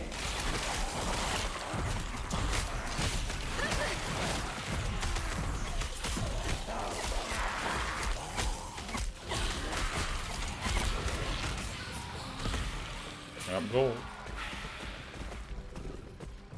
So just an ELO system with pictures? Yeah, because I would say that. It's fucking terrible.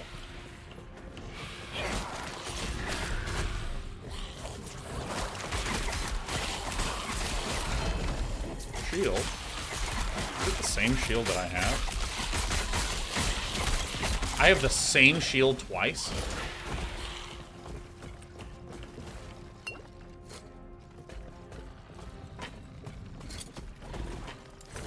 What are the odds? I'm not sure how Warcraft 3 does it, but W3C has a system where they have MMR that goes up and down based upon how you're doing. Also a rating system that attenuates to your highest achieved MMR. I'd have to just know a lot more about it to be able to even make an effective judgment, I think. But for instance, I think ladder systems that reset are actually healthy. I think they are very positive. Now, because I think that monthly resets are maybe a little bit too much.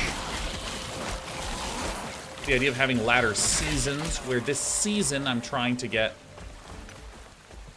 you know, to platinum. Last season I was gold, so this season I want to try to hit platinum. Okay, it's a new season. Let's see if I can hit platinum again. I think that stuff is great. I think monthly resets are too fast.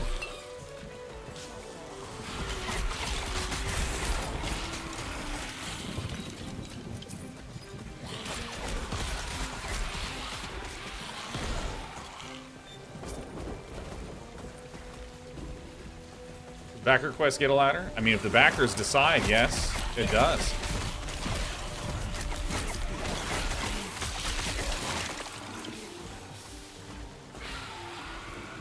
Is this actually better than my existing one?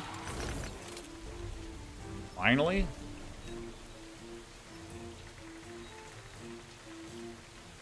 Huh. Yeah, I'll equip this.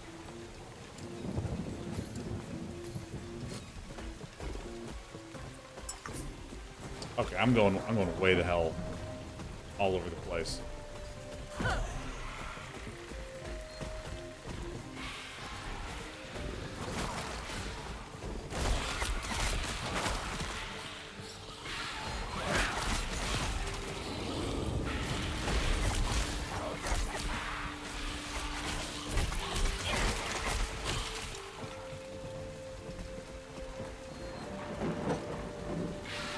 His ass is looking forward to Stormgate, even if it has a rigid elo system, because I'm old enough to be above ladder anxiety. Well, that's good. That's good to hear. Our young fears are no longer with us. We're all adults, not worrying about ladder anxiety at all. Piece of cake, actually.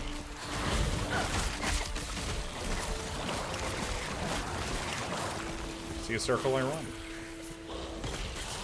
Deviners, is there a way I can donate directly to you? Honestly, YouTube or Twitch, totally effective. Totally fine. Whatever one floats your boat the best is the best one for me. Gloves. Cannot leech health. Alright.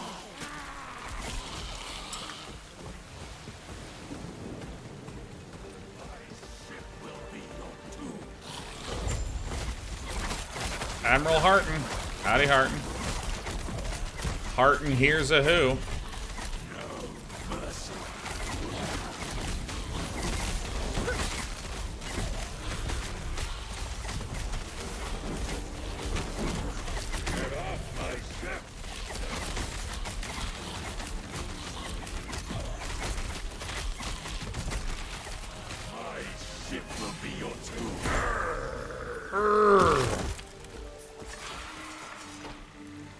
Oh, shit. I need 5 in this. Whoops.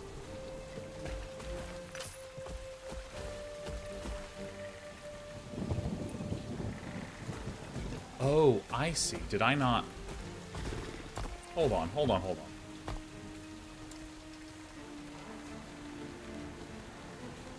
Oh, this is normal, exalted, unique, and set. I thought I was clicking on this right side. Okay.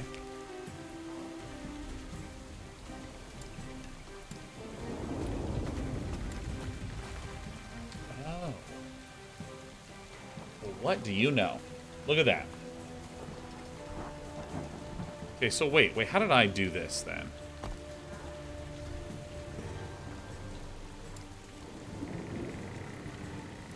Oh, that's what I did. I did emphasize, because then if I do like this...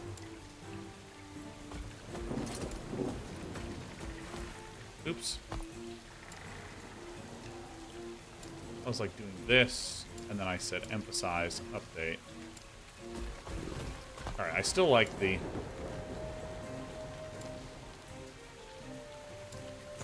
purple. I swear to God, I'm going to eventually figure out how to do this. Confirm update. Because that has summon skeleton. Yes! It works, and I now understand why. Get back there. Transfer. Speak with Ulrich. You got it. Yeah, the reason I think that resets are really important is that it is a fun experience to advance along that progression chain. That's just a fun experience. What are we doing? What are we doing? What are we doing? And I think that it is, for a very small percentage of players, fun and satisfying to be endlessly at like 9k MMR, then going up to 9.2, and then going back down to 9, and then going back up to 9.2, and then going back down. I think that there's even a good amount of hardcore players who... Oh. There's even a large amount of hardcore players who say that that's what they would like, who evidence shows that they do not.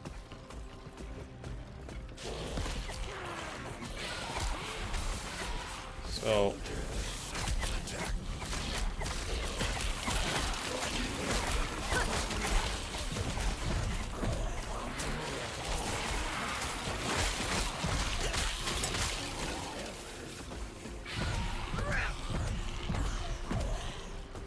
Alright, summoning the army. Okay, so if I look here... Come on, dudes.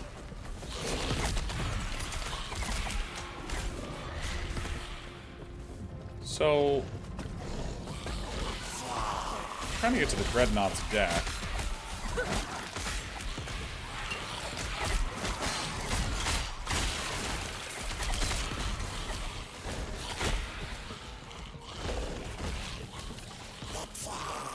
I wonder why it's not showing.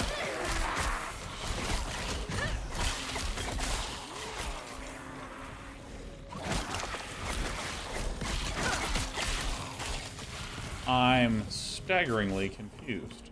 Intruder.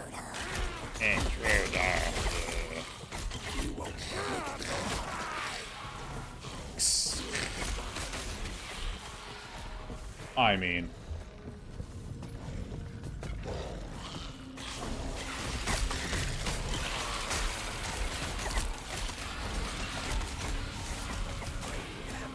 What? Can we answer? Yeah. Backseat me. Where is this guy?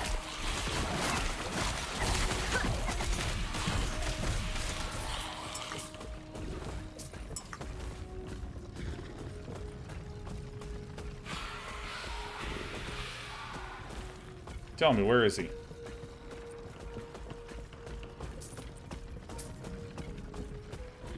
Next to the Admiral Harton, you've gone back inside the ship.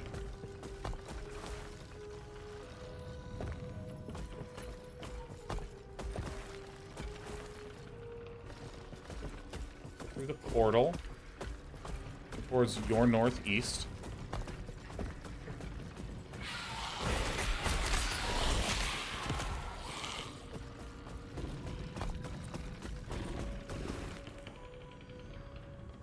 Wait. Oh, I think I know what I did. I think I brain farted. I think I TP'd out.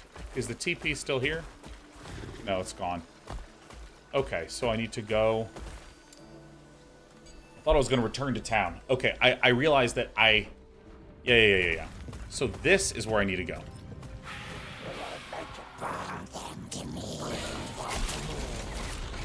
Bring them to me.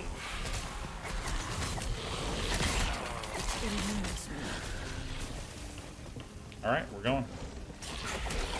I thought that I was in the boss area.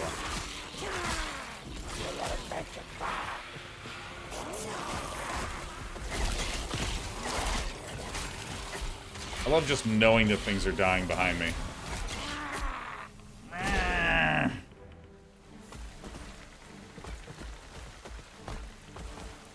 Okay.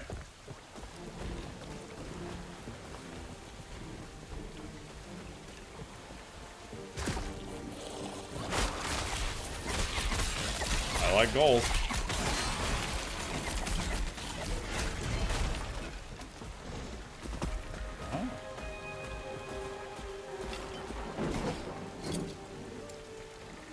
$99 ward per second while channeling Ghost Flame. 4 ward gained on kill. What? That's pretty insane.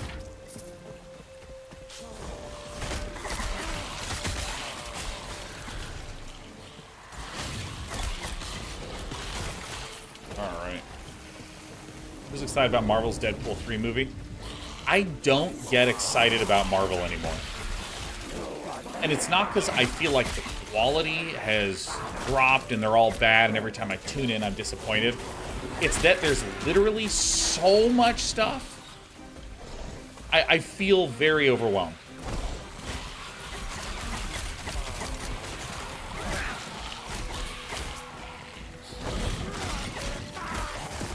I don't know, like trying to mentally penetrate the MCU feels a little bit like opening up the Path of Exile skill tree for the first time. It's so much now.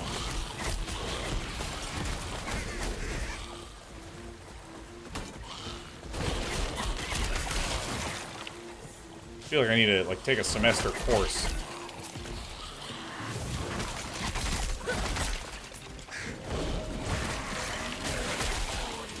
Because I really think that it's emblematic of a problem with multimedia franchise type stuff, where is it cool that there's all these different interconnected stories? Yeah, that's great. But I kind of felt like generally if I just watched the movies before, I was fine. Oh, there it is. There's the Acolyte's Outcast rights. Oh, I have to kill him again? Okay, wait, hold on.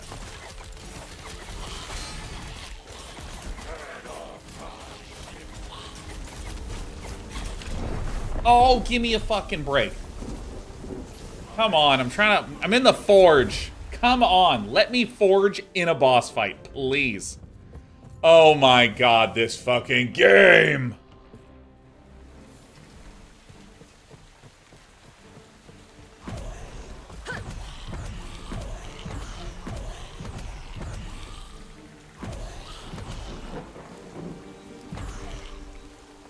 Hey. Actually, I guess I can do it now.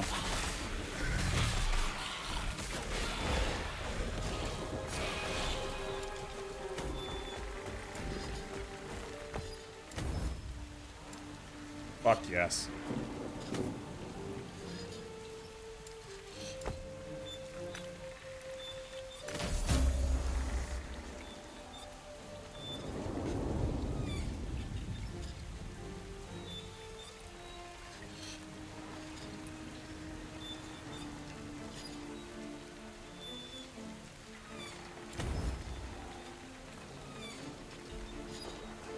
Still just one?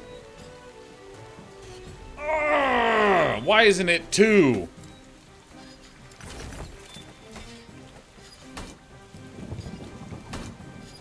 Okay.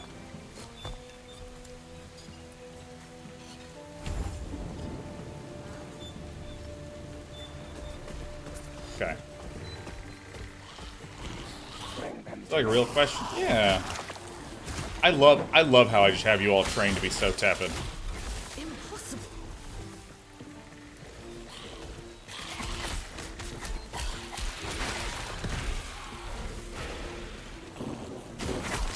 I'm quite liking some of this crafting stuff.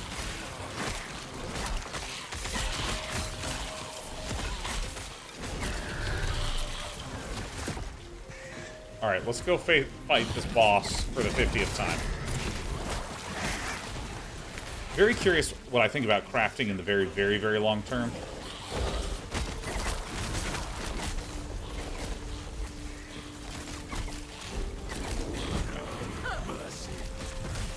Hurry, you break these chains. You'll have to excuse me. I'll take that as a yes. Get to the railing. Get off my ship! Hurry, and break these chains.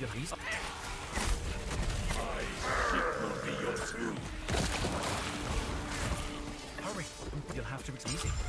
Can you swim? I'll take that as a yes. Alright, I figured it out. God, so many chains I need to break. So wait a minute. So I could, like...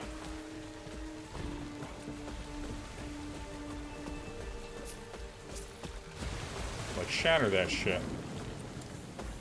Jump! Excellent. I am not doing that again. Let's get washed up sexy. Yeah, I'll only slow you down. I'll only slow you down. I'm in the Imperial area. Oh my god. Oh, this game's great. Alright, what am I missing? Melee dudes?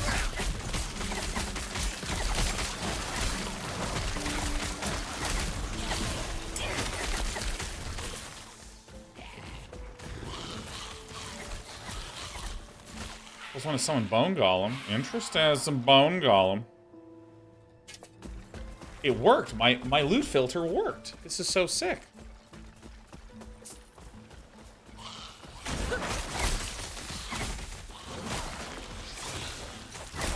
Once I get to the next town, I'm calling it. That's the show. That's the day.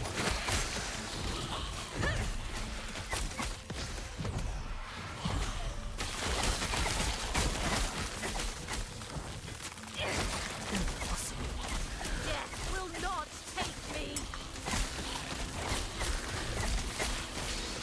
I'll go ahead and just blast towards Majelka.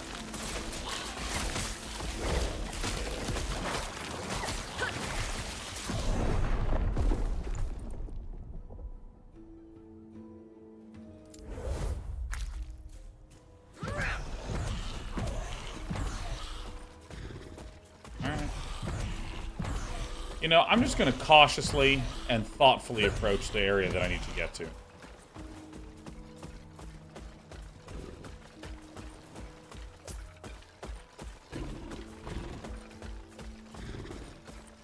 I'm going to start using my A button a little more.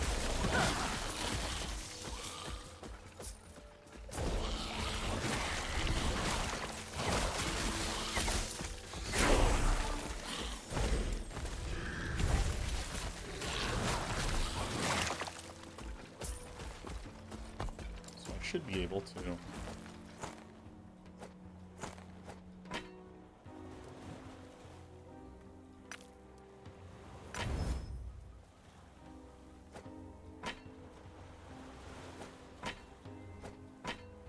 Plus 16 to both. Yeah.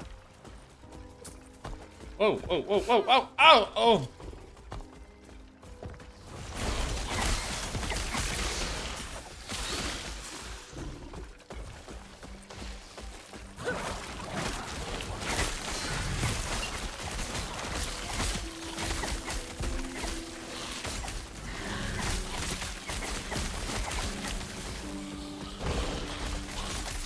Dude, the minion army. Go, go, go.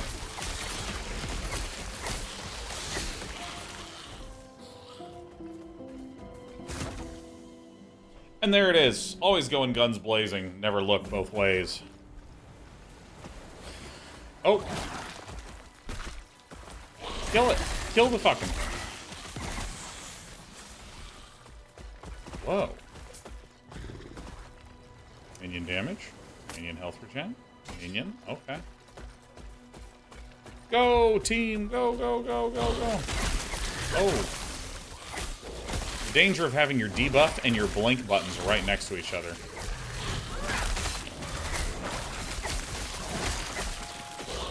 Dude, yeah, no, I'm really excited to play Balatro next week. Like, straight up.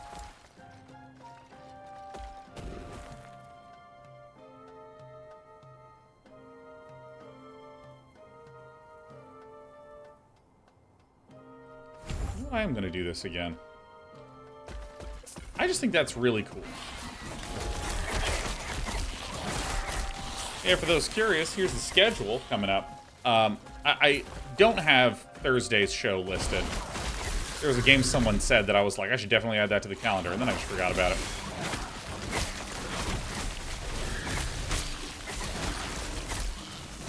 Oh yeah, we got the graphic. But I do want to remind everyone that we're doing Hearthstone Month starting at the end of March and continuing in through April, where we're going to be doing some StarCraft, StarCraft 2, some Hearthstone, some World of Warcraft. Pacific Drive, that's what it was, thank you. Yeah, I'll probably check out Pacific Drive.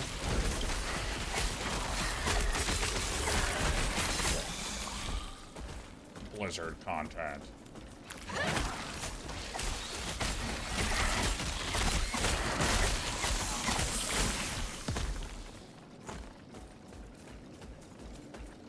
Alright.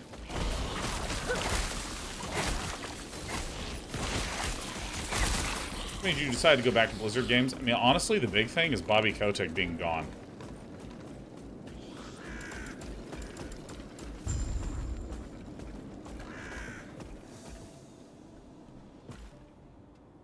Yeah, Gelato Squid, we're definitely going to be doing some Brood Wars, some SC2. Now bow to Phil. That's right. WoW Classic back to Shadowlands? Can't. Yet, wait. How do I parse this?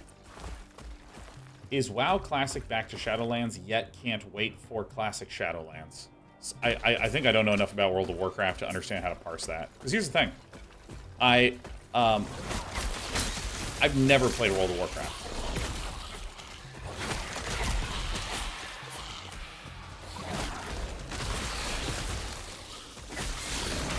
Never have I ever.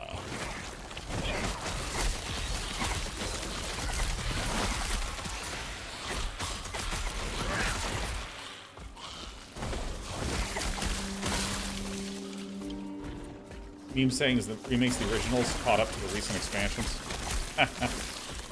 Oh, that's right, because they're doing like a delayed rollout of all the classic stuff to try to keep the hype afoot. The only thing that can compete with World of Warcraft is remastered World of Warcraft, huh?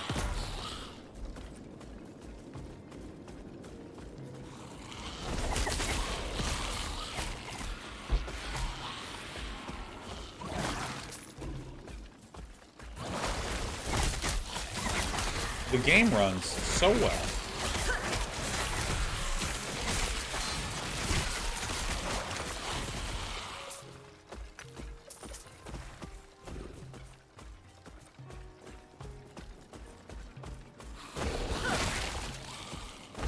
Well, says the only thing that could compete with WoW is having to fill a 401k so I can retire at some point. Yeah. Yep.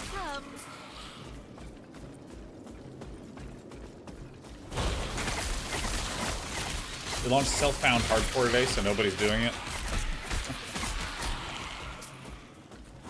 Dude, hardcore self-found sounds exactly like up my alley.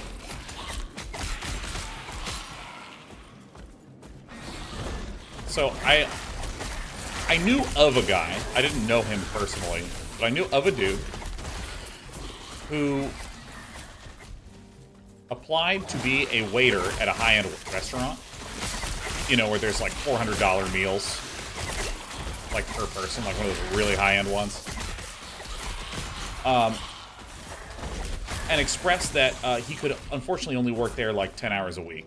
Now the funny thing is, Acolyte Relic, huh? Funny thing is, this guy had never been a waiter or waitress, and totally made up all his credentials. Like, literally lied. A little bit of light fraud, as it were. Another skeleton? Yeah, 4 and 4. Hell yeah. Oh, I have another skill specialization? Oh, shit.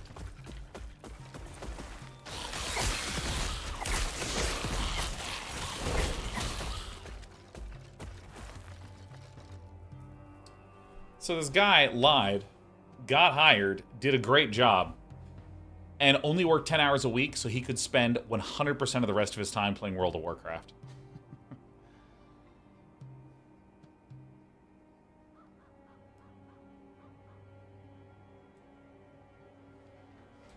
Yeah.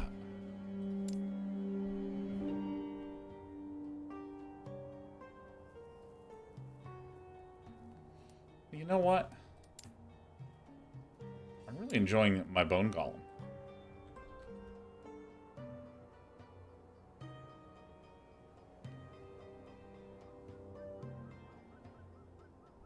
Okay.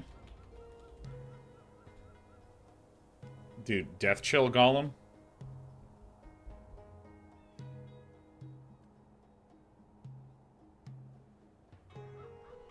Yeah.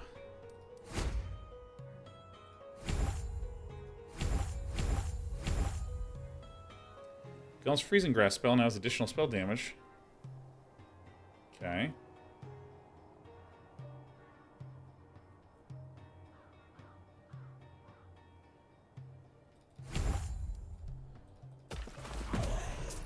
Yes! Yes!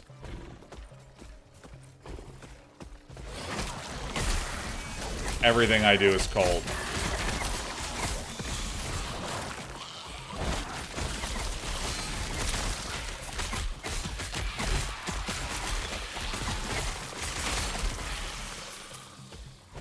Oh, yeah.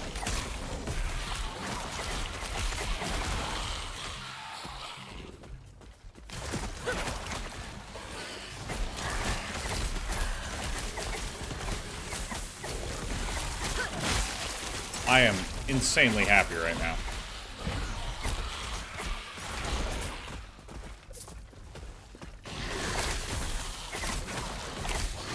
Yeah, I might actually go for this split golem thing.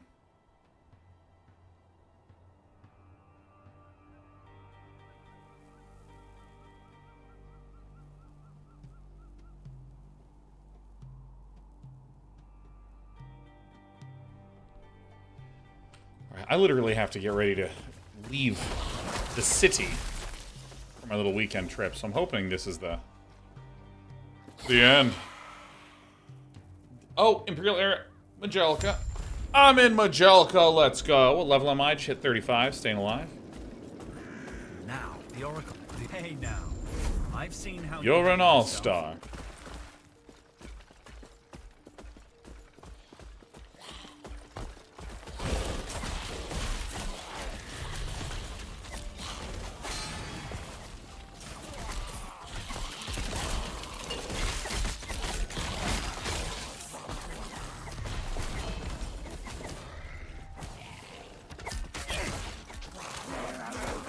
Alright.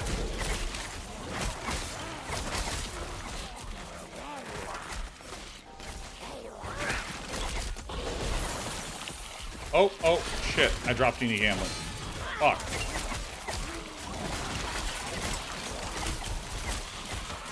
Oh my god.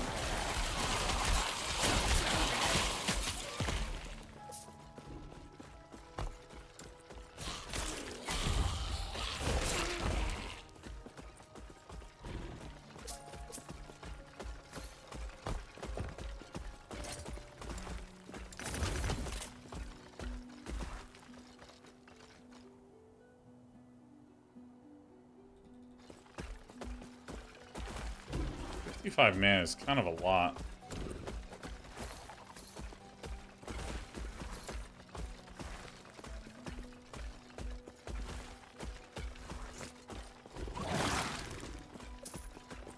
Sure.